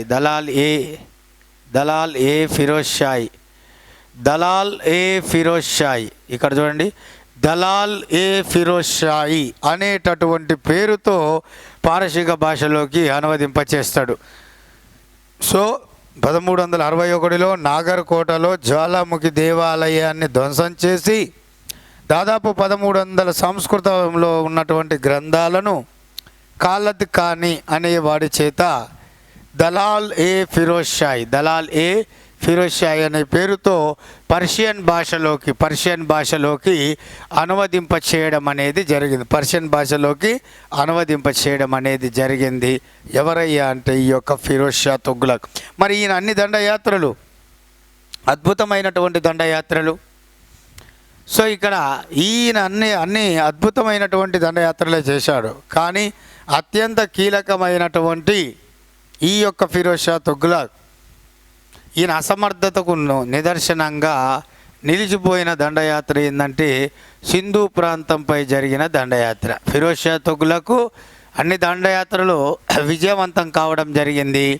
మరి ఈయన అసమర్థతకు నిదర్శనంగా నిలిచిన దండయాత్ర ఏమిటయ్యా అంటే ఇక్కడ మనం చెప్పుకోవాల్సింది సింధు ప్రాంతంపై జరిగినటువంటి దండయాత్ర అనేటటువంటిది. ఇది మనకు ముఖ్యంగా ఈ యొక్క ఫిరోజ్ షా తుగ్లక్ అనేటటువంటి వాడి అసమర్థతకు నిదర్శనంగా నిలిచిన దండయాత్ర. ఫిరోజ్ షా తుగ్లక్ అసమర్థతకు నిదర్శనంగా నిలిచినటువంటి దండయాత్ర ఏమిటయ్యా అంటే ఈ యొక్క సింధు ప్రాంతంపై జరిగిన దండయాత్ర. ఈ దండయాత్రలో అతని తీవ్ర నష్టం అనేది ఓడిపోయి తీవ్ర నష్టం రావడం అనేది జరుగుతుంది. తన పేరు ప్రతిష్టలు దెబ్బతిన్నటువంటిది దండయాత్ర. మరి ఇక్కడ ఫిరోజ్ షా తుగ్లక్ మరి ఈయన యొక్క పరిపాలనా విధానం ఏమిటి, ఈయన ఏ సంస్కరణ కార్యక్రమాలు చేపట్టాడు, మరి దానికి సంబంధించిన సమాచారం చూద్దాం. మరి ఇందులో మరి ముఖ్యంగా అత్యంత కీలకమైనటువంటి ఫిరోజ్ షా తుగ్లక్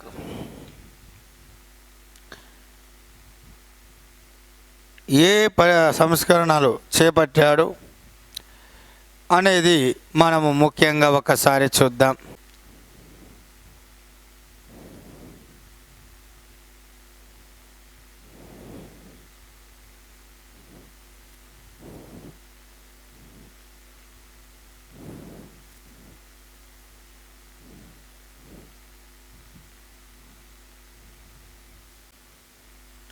ఇక్కడ మరి ఫిరోజ్ షా తుగ్లక్ పరిపాలనా విధానం, అందులో భాగంగా ఈయన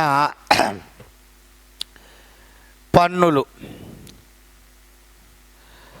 సో ఫిరోజ్ షా తుగ్లక్ గురించి చెప్పుకునే దాంట్లో పరిపాలనా విధానాల్లో ఫస్ట్ ఆయన కాలంలో వసూలు చేయబడినటువంటి పన్నులు. ఇందులో మనకు దాదాపుగా తన యొక్క పూర్వీకుల నుండి వస్తున్నటువంటి అనవసరమైనటువంటి పన్నులను రద్దు చేసి కేవలం అంటే యాక్చువల్గా దాదాపుగా 26 రకాల పన్నులను పూర్వీకుల నుంచి వస్తున్న పన్నులను తొలగించి, ఇటువంటి పన్నులను తొలగించడానికి, పేద ప్రజలను రక్షించడానికి ఆ భగవంతుడైన అల్లా నన్ను ఇక్కడికి పంపించాడు, ఇది నా కర్తవ్యం అని గొప్పగా భావించడం జరిగింది ఫిరోజ్ షా తుగ్లక్. సో ఇక్కడ ఈ విషయాన్ని కూడా మీరు గమనించాలి. ఫిరోజ్ షా తుగ్లక్ ఏమని ఇక్కడ క్లియర్గా మీరు గుర్తుంచుకోండి. 26 రకాల పన్నులను తొలగించి, ఇక్కడ కేవలం ఈ పన్నులను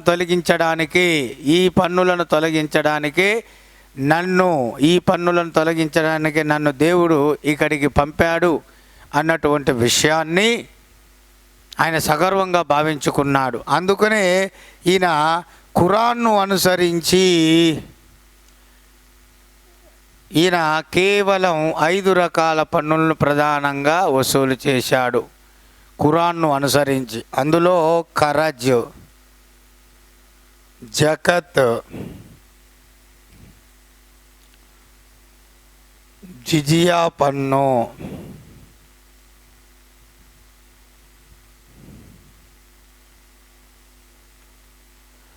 ఉషర్, కామ్స్. సో ఖరజ్, జకత్, జిజియా, ఉషర్, కామ్స్. ఇక్కడ మామూలుగా చూస్తే ఖరజ్ అనేది భూమి శిస్తు, సాధారణ భూమి శిస్తు. అంటే ఇక్కడ 1/10% వసూలు చేశాడు. ఇక్కడ జకత్ అంటే 2.5% ధనిక ముస్లింలపై విధించి వసూలు చేసింది. హిందువులపై వసూలు చేసిన మతపరమైన పన్ను, హిందువులపై వసూలు చేసిన మతపరమైన పన్ను. ఉషర్ అంటే ఇక్కడ ముస్లిం రైతులపై విధించిన పన్ను, ముస్లిం రైతులపై విధించిన పన్ను. ఇక్కడ కామ్స్ అంటే యుద్ధ దోపిడీ పన్ను. సో ఇక్కడ మీరు చూసుకున్నట్లయితే ఖరజ్ అంటే హిందువులపై విధించిన భూమి శిస్తు, వాళ్ళ నుంచి ప్రత్యేకంగా వసూలు చేశాడు. జకత్ అంటే ఇక్కడ ముస్లిం ధనికులు ఎవరైతే ఉంటారో ధనిక ముస్లింలు వాళ్ళ నుంచి వసూలు చేసిన మతపరమైన పన్ను. ఇక్కడ జిజియా అంటే హిందువులపై విధించిన మతపరమైన పన్ను. ఉషర్ అంటే ముస్లిం రైతులపై విధించిన భూమి శిస్తు. కామ్స్ అంటే యుద్ధ దోపిడీ పన్ను. అంటే ఇక్కడ ఖరజ్, ఉషర్ ఈ రెండు ఏంటి అంటే ఇది హిందువులపై వసూలు చేసిన భూమి శిస్తు, ఇది ముస్లింలపై వసూలు చేసిన భూమి శిస్తు. జకత్, జిజియా అంటే జకత్ అంటేనేమో ముస్లింలపై వసూలు చేసిన మతపరమైన పన్ను. జిజియా అంటే హిందువులపై సో ఇక్కడ ఉషర్ అంటే ముస్లిం రైతులపై విధించిన భూమి శిస్తు. జకత్ అంటే ధనిక ముస్లింలపై విధించిన మతపరమైన పన్ను. ఖరజ్ అంటే భూమి శిస్తు. కామ్స్ అంటే యుద్ధ దోపిడీ. జిజియా అంటే హిందువులపై విధించిన మతపరమైన. అంటే ఫిరోజ్ షా తుగ్లక్ అనేవాడు తన పరిపాలనా కాలంలో హిందువులపై జిజియా పన్నును విధించి వసూలు చేశాడు అనేది ఇక్కడ చెప్పుకోవచ్చు. ఫిరోజ్ షా తుగ్లక్ హిందువులపై జిజియా పన్నును విధించి వసూలు చేసిన వాడని చెప్పవచ్చును. ఎందుకయ్యా అంటే ఈయన పరమత సహనం లేనటువంటి వాడు కాబట్టి, పరమత సహనం లేనటువంటి వాడు కాబట్టి ఈ యొక్క జకత్ మన జిజియా పన్నును వసూలు చేయడానికి కారణం ఈయన పరమత సహనం లేడు, పక్కా ఇస్లాం మత భావాలు కలిగినటువంటి వాడు. ఖలీఫా నుండి ఒకటి కాదు ఏకంగా 2 సార్లు అనుమతి పత్రాలను తీసుకున్నవాడు. ఖలీఫా నుండి 2 సార్లు అంగీకార పత్రాలను పొంది సింహాసనం అధిష్ఠించినటువంటి వాడు ఎవరయ్యా అంటే ఈ యొక్క ఫిరోజ్ షా తుగ్లక్.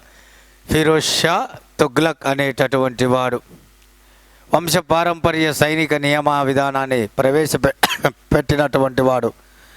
వంశపారంపర్య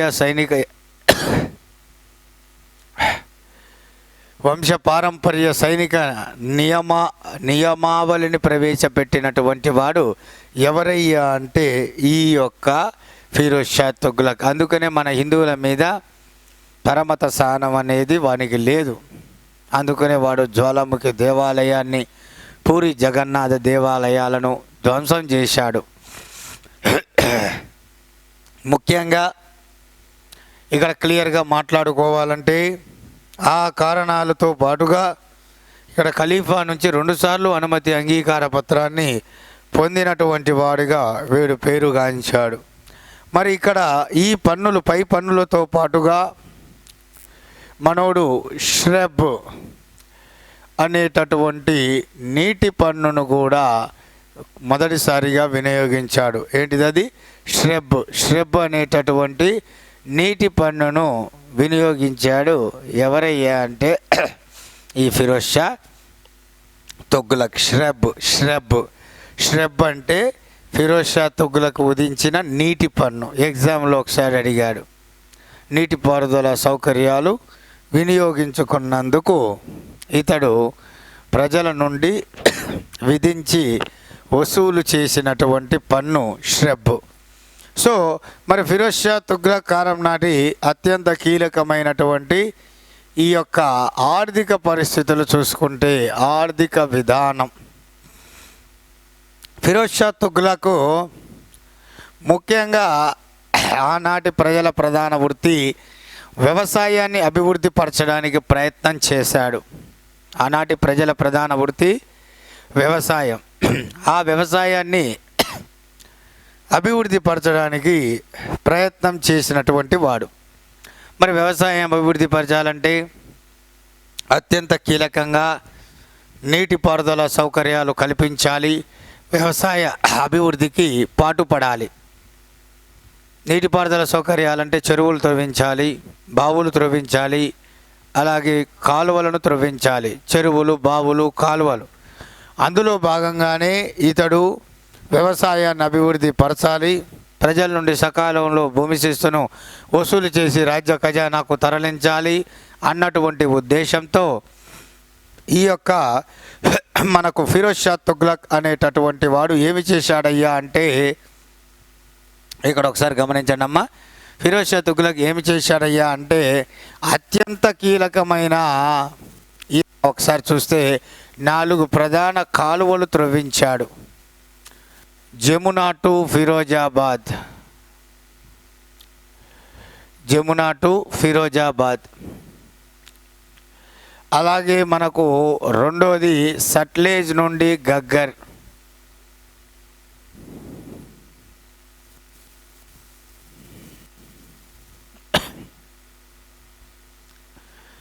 మాండవి నుండి ఇస్సార్ ఫిరోజ్పూర్. అలాగే అత్యంత ముఖ్యమైనది Ghaggar to Hiran Khera, Ghaggar to Hiran Khera. So Jamuna to Firozabad, Sutlej to Ghaggar, అలాగే మాండవి టు ఇస్సార్ ఫిరోజ్పూర్, అలాగే గగ్గర్ టు హీరన్ కేరా. ఇవన్నీ కూడా ఏమిటంటే ఫిరోజ్ షా తుగ్లక్ త్రవ్వించినటువంటి కాలువలు, ఫిరోజ్ షా తుగ్లక్ త్రవ్వించిన కాలువలు.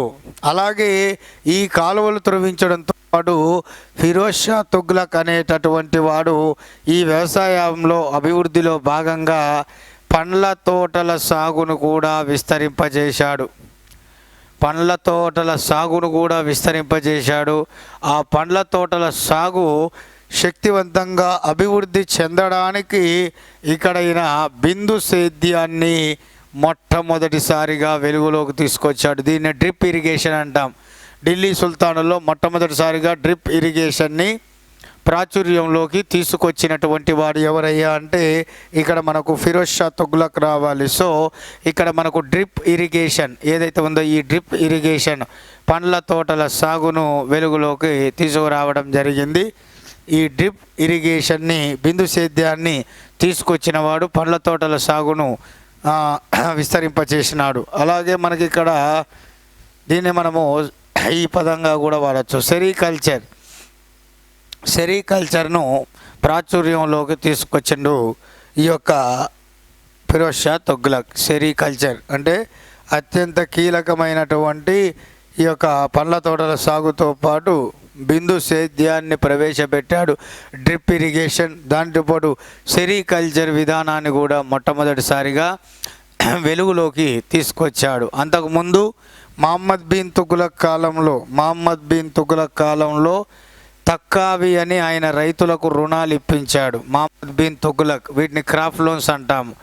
మహమ్మద్ బిన్ తుగ్లక్ రైతులకు తక్కావి పేరుతో క్రాప్ లోన్స్ ఇప్పించాడు, పంట రుణాలు రైతులకి. ఆ పంట రుణాలు ఇప్పుడు మన బ్యాంకు లోను మాఫీ చేస్తుందంట అంటాం కదా. సో అలాగే ఇక్కడ ఫిరోజ్ షా తుగ్లక్ కూడా ఏం చేశాడంటే మహమ్మద్ బిన్ తుగ్లక్ కాలంలో రైతులందరూ తక్కావి రుణాలు తీసుకున్నారు, క్రాప్ లోన్స్. అవి తీర్చలేకపోతున్నారు, ప్రజల నుంచి వాటిని తీసేయాలి అనే ఉద్దేశంతో వాళ్ళు మళ్ళీ కొత్తగా వ్యవసాయాన్ని అభివృద్ధి పరచుకోవాలి అన్న ఉద్దేశంతో ఇతడు ఏమి చేశాడయ్యా అంటే ఈ యొక్క రైతులపై ఈ విధించిన తక్కువ రుణాలను రద్దు చేశాడు. తక్కువ రుణాలను రద్దు చేయడం జరిగింది. డ్రిప్ ఇరిగేషన్ సాగు తీసుకొచ్చాడు. సెరికల్చరు, పండ్ల తోటల సాగులు, ముఖ్యంగా 4 కాలువలు, వ్యవసాయాన్ని అభివృద్ధి పరచడానికి 4 కాలువలు త్రవ్వించడం అనేది జరిగింది. ఇన్ని కారణాల దృష్ట్యా ఈ యొక్క ఢిల్లీ సుల్తానుల్లో తుగ్లక్ వంశానికి చెందిన ఫిరోజ్ షా తుగ్లక్ ప్రజల చేత రైతు బాంధవుడుగా, ఇది 3-4 సార్లు ఇచ్చారు ఈ యొక్క క్వశ్చన్. రైతు బాంధవుడు, ఢిల్లీ సుల్తానుల కాలంలో రైతు బాంధవుడుగా పిలువబడ్డవాడు ఎవరయ్యా అంటే ఈ యొక్క ఫిరోజ్ షా తుగ్లక్ అనేది మీరు క్లియర్గా ఇక్కడ చెప్పాలి. రైతు బాంధవుడుగా పిలువబడ్డటువంటి వాడు ఎవరయ్యా? ఫిరోజ్ షా తుగ్లక్ అన్నటువంటి విషయాన్ని మీరు ఇక్కడ గుర్తుంచుకోవాలి మిత్రులారా. రైతు బాంధవుడు. సో మరి ఈయన మిగతా సంక్షేమ కార్యక్రమాలు ఏమిటి ఆర్థిక విధానంలో అనేది అన్ని చూస్తే ఈయన కాలంలో ఆదా బిక్ అనే వెండి రాగి నాణాలను చలామణిలోకి తీసుకొచ్చాడు ఫిరోజ్ షా తుగ్లక్. ఆదా అనే వెండి నాణాన్ని, బిక్ అనేటటువంటి రాగి నాణాలను వెలుగులోకి తీసుకొచ్చాడు. వీటితో పాటు నష్గానా అనే నాణ్యాలను కూడా వెలుగులోకి తీసుకొచ్చాడు. ఆదా బిక్ నష్గానా. ఆదా అంటే వెండి నాణం, బిక్ అంటే రాగి, నష్గానా అన్నా కూడా రాగి నాణాలు. ఈ వెండి రాగి నాణాలు తన కాలంలో ప్రాచుర్యంలోకి తీసుకొచ్చినటువంటి వాడు ఎవరయ్యా అంటే ఈ యొక్క ఫిరోజ్ షా తుగ్లక్. మరి ఈయన ఏ సంస్థలు స్థాపించి అభివృద్ధికి పాల్పడ్డాడు, ప్రజా అభివృద్ధికి అనేది ఒకసారి ఇక్కడ చూస్తే ఫిరోజ్ షా తుగ్లక్ అత్యంత ముఖ్యంగా దివాన్ ఈ బందగాన్,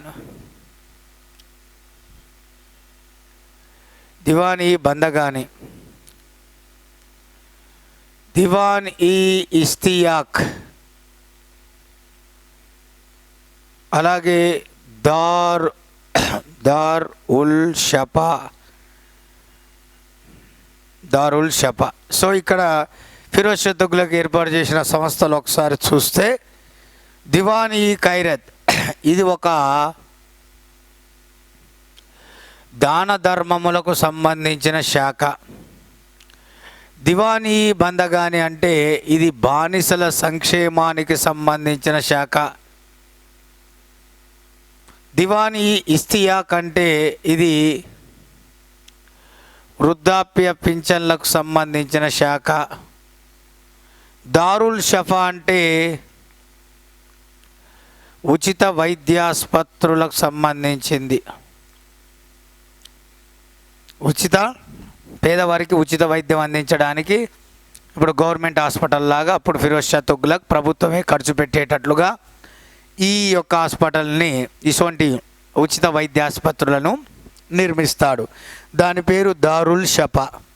అలాగే ఇక్కడ వృద్ధాప్య పింఛన్ల శాఖను కూడా ఇక్కడ మనోడు స్థాపించి ఆ రోజుల్లోనే వృద్ధులకి కొంత పింఛన్ని అందించాడు.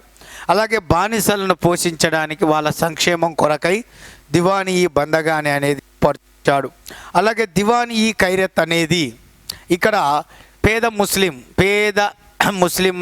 ఎవరైతే ఉన్నారో ఆ పేద ముస్లిం బాలికల యొక్క విద్య, అలాగే వాళ్ళ యొక్క వివాహం కొరకు పేద ముస్లిం మతానికి చెందిన, అంటే ముస్లిం మతంలో పేదవాళ్ళు ఉంటారు కదా, ఆ పేద కుటుంబాలలో ఉన్న బాలికల యొక్క విద్య కొరకు, వాళ్ళ వివాహం కొరకు వాళ్ళకు సహాయ సహకారాలు అందించడానికి ఫిరోజ్ షా తుగ్లక్ అనేవాడు ఈ దివాన్ ఈ ఖైరత్ అనేటటువంటి దాన ధర్మముల శాఖను కూడా ఏర్పాటు చేయడం అనేది జరిగింది.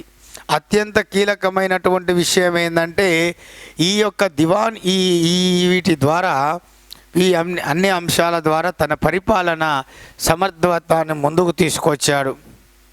దీంతోపాటు నిరుద్యోగ భృతిని కూడా అందించాడు. దానికోసం ఉద్యోగాలను ఇప్పించడం కోసం ఎంప్లాయ్మెంట్ ఎక్స్చేంజ్ అనే సంస్థను కూడా నెలకొల్పాడు.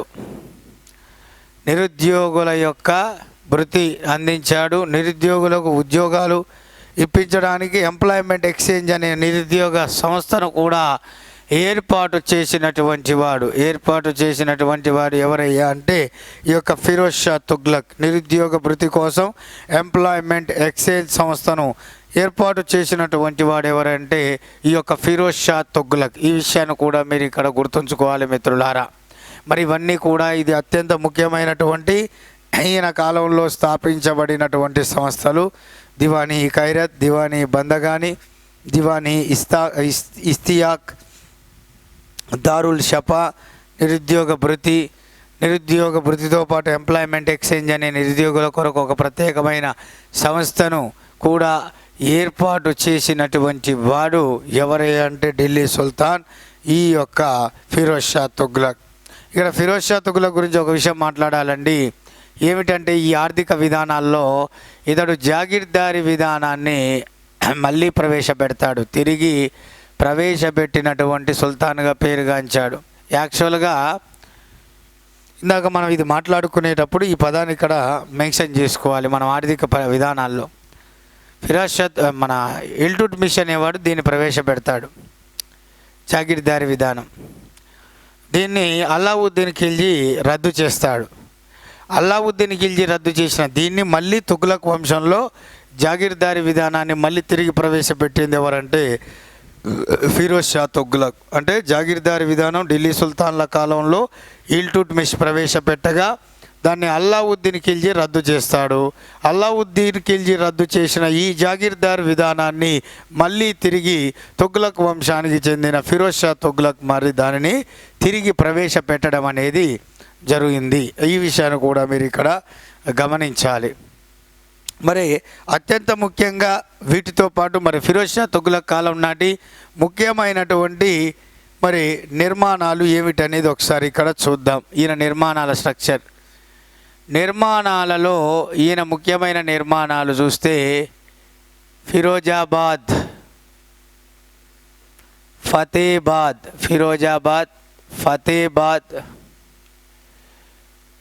ఇస్సార్ ఫిరోజ్పూర్, ఫిరోజాబాద్, ఫతేబాద్, ఇస్సార్ ఫిరోజ్పూర్, జాన్పూర్, హౌజ్ కాస్, ఫిరోజ్ షా కోట్ల అనేది ఇవన్నీ కూడా ఈయన కాలం నాటి ముఖ్యమైన నిర్మాణాలు. ఏంటి ఫిరోజ్ షా తుగ్లక్ కాలం నాటి నిర్మాణాలు? ఫిరోజాబాద్,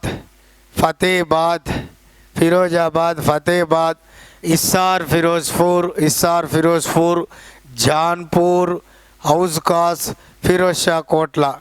ఇందులో హౌజ్ కాస్ అనేది ఏదైతే మీరు చూస్తున్నారో ఈ హౌజ్ కాస్ అనేది ఈయన వేసవి విడిది కేంద్రం.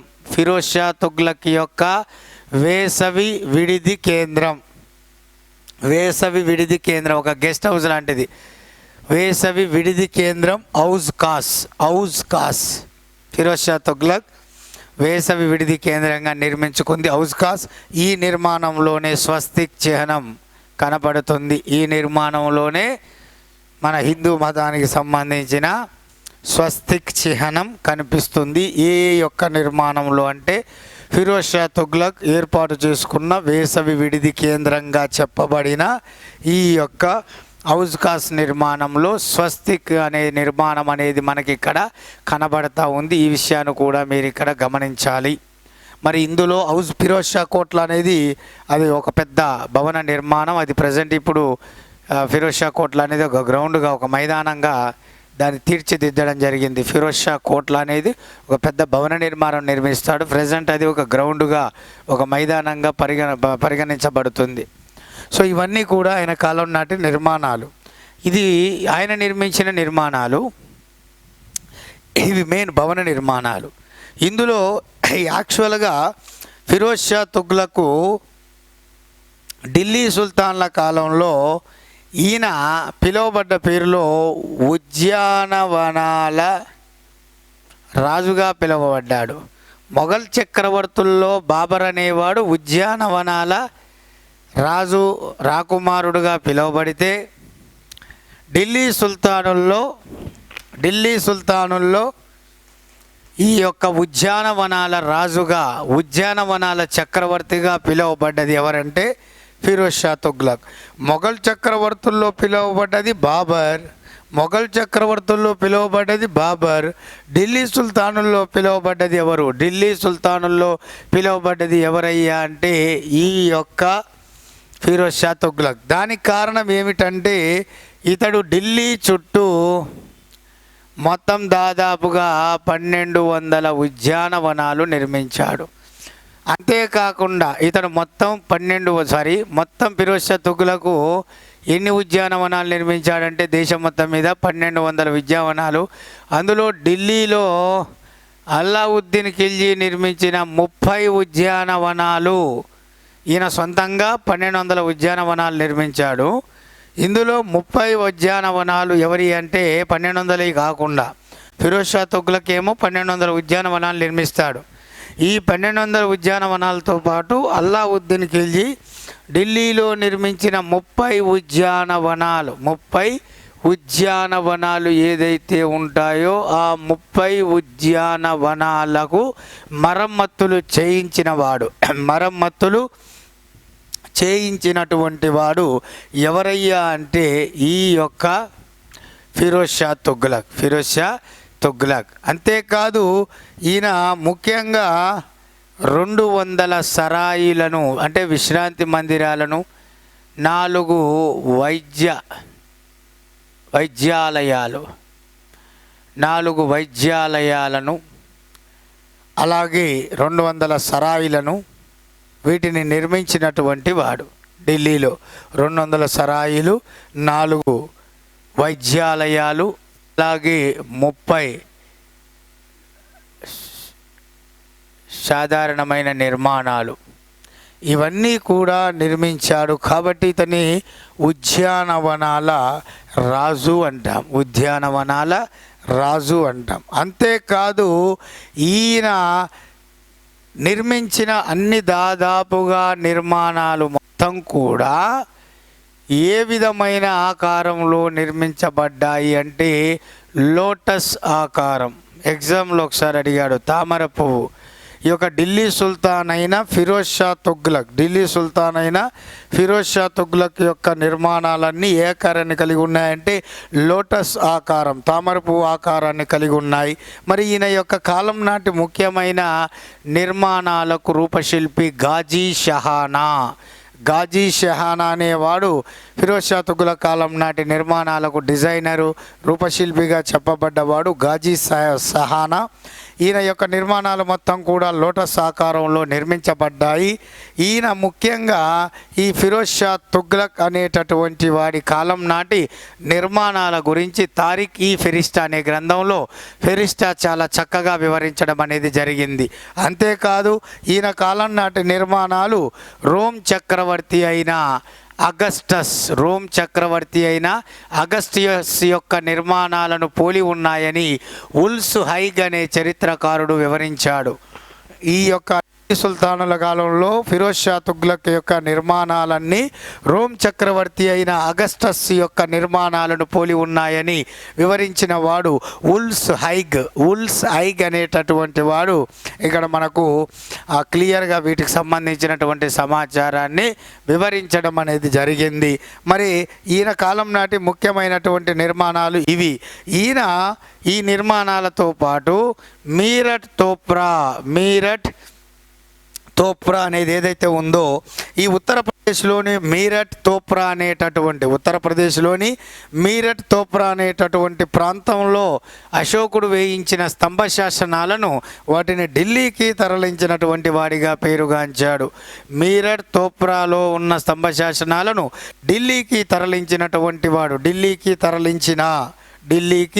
తరలించినటువంటి సుల్తానుగా పేరుగాంచాడు. ఎవరయ్యా అంటే ఈ యొక్క ఫిరోజ్ షా తుగ్లక్. ఫిరోజ్ షా తుగ్లక్ మీరట్ తోప్రాలో ఉన్న అశోకుని యొక్క స్తంభ శాసనాలను ఢిల్లీకి తరలించినటువంటి వాడు. సో ఇది మనకు ఫిరోజ్ షా తుగ్లక్ కాలానికి సంబంధించిన సమాచారం. ఈయన తర్వాత రెండవ గియాజుద్దీన్ తుగ్లక్.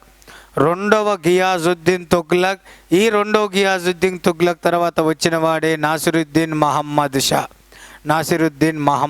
రెండవ గియాజుద్దీన్ తుగ్లక్ తర్వాత నాసిరుద్దీన్ మహమ్మద్ అనేవాడు వస్తాడు. ఈ నాసిరుద్దీన్ మహమ్మద్ అనేటటువంటి వాడు ఈ యొక్క తుగ్లక్ వంశంలో చివరివాడు.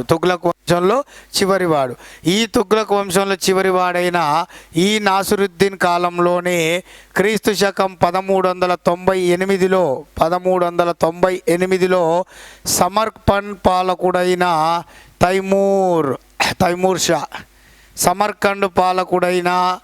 తైమూర్ షా దండయాత్ర చేయడం అనేది జరిగింది. తుగ్లక్ వంశంలో ఫిరోజ్ షా తుగ్లక్ తర్వాత రెండో గియాజుద్దీన్ తుగ్లక్ వస్తాడు. అతని తర్వాత చివరి పాలకుడు నాసిరుద్దీన్ మహమ్మద్. ఈ నాసిరుద్దీన్ మహమ్మద్ అనేటటువంటి వాడు తుగ్లక్ వంశంలో చివరివాడు. ఈ యొక్క తుగ్లక్ చివరివాడైన ఈ నాసిరుద్దీన్ మహమ్మద్ కాలంలో క్రీస్తు శకం 1398లో ఈ సమర్కండ్ ప్రాంత పాలకుడైన తైమూర్ షా అనేవాడు దండయాత్ర చేస్తాడు. ఈ తైమూర్ గాడు యాక్చువల్గా ఈయన అసలు పేరు తైమూర్ లంగ్గా పిలువబడ్డాడు. తైమూర్ లంగ్గా పిలువబడ్డాడు ఈ తైమూర్ షా అనేవాడు భారతదేశంపై దండయాత్ర 1398లో చేశాడు. ముఖ్యంగా అప్పుడు రాజు నాసిరుద్దీన్ మహమ్మద్ ముఖ్యంగా ఏ ప్రాంతంపై దండయాత్ర చేశాడంటే ఢిల్లీ ప్రాంతంపై దండయాత్ర చేస్తాడు. ఈ తైమూర్ గాడు తన మనమడైన పీర్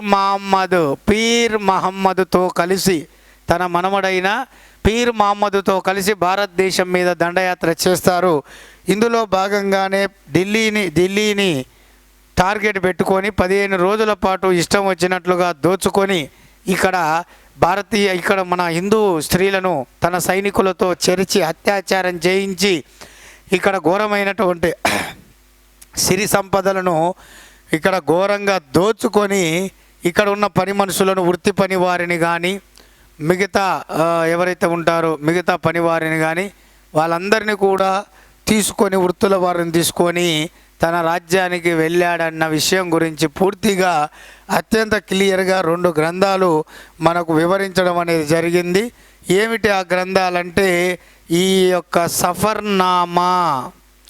సఫర్నామా అనేటటువంటి గ్రంథం అనేది చాలా ముఖ్యమైన గ్రంథం సఫర్నామా. అలాగే రెండో గ్రంథము మన్ఫజల్ ఏ తైమూరి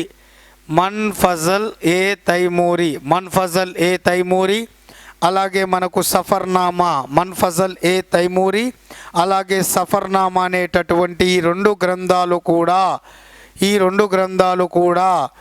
ఈ యొక్క సమర్కండ్ పాలకుడైన తైమూర్ షా తుగ్లక్ వంశంలో చివరి పాలకుడైన నాసిరుద్దీన్ మహమ్మద్ కాలంలో 1398లో దండయాత్ర చేశాడని 1398లో దండయాత్ర చేసి ఢిల్లీని దోచుకొని 15 రోజుల పాటు ఇష్టం వచ్చినట్టు విధ్వంసాన్ని సృష్టించి సంపదను దోచుకొని ఇక్కడున్న వృత్తి పని వారందరినీ కూడా తన యొక్క సమర్కండ్కు తీసుకెళ్లి అక్కడ వారి చేత మసీదుల నిర్మాణానికి శ్రీకారం చుట్టాడని పూర్తి స్థాయిలో ఈయన అసలు పేరు తైమూర్ లంగ్ అని ఈయన తన పీర్ మహమ్మద్ తోటి భారతదేశానికి వచ్చి ఈ యొక్క భారతదేశం మీద తన ఆధిపత్యాన్ని సాధించి ఢిల్లీని ఆక్రమించి లాహోర్ ముల్తాన్ దీపల్పూర్ ఈ ప్రాంతాల మీద ఆధిపత్యాన్ని సంపాదించి వెళ్ళాడని వెళ్తూ ఈ లాహోర్ ముల్తాన్ దీపల్పూర్ ప్రాంతాల మీద తన ప్రతినిధిగా ఖిజిర్ ఖాన్ సయ్యద్ను నిలిపి తాను తన యొక్క దేశానికి వెళ్ళిపోయాడని ఈ యొక్క మన్ఫజల్ ఏ తైమూరి అలాగే సఫర్నామా అనే గ్రంథాలు తెలియజేయడం జరుగుతుంది. సఫర్నామా మన్ఫజల్ ఆయన వెళ్తూ లాహోర్ ముల్తాన్ దీపల్పూర్ ప్రాంతాల మీద ఈ కిజిర్ ఖాన్ సయ్యదును తన ప్రతినిధిగా నిలబెట్టి వెళ్తాడు. అలా ఇతడు కిజిర్ ఖాన్ సయ్యద్ అనేవాడు ఆ యొక్క స్వతంత్రించుకొని ఈయన సయ్యద్ వంశాన్ని చాలా చిన్న వంశం సయ్యదు లోడీలు. మరి దీని తర్వాత సయ్యద్ లోడీలు ఏంటి అనేది చూద్దాం.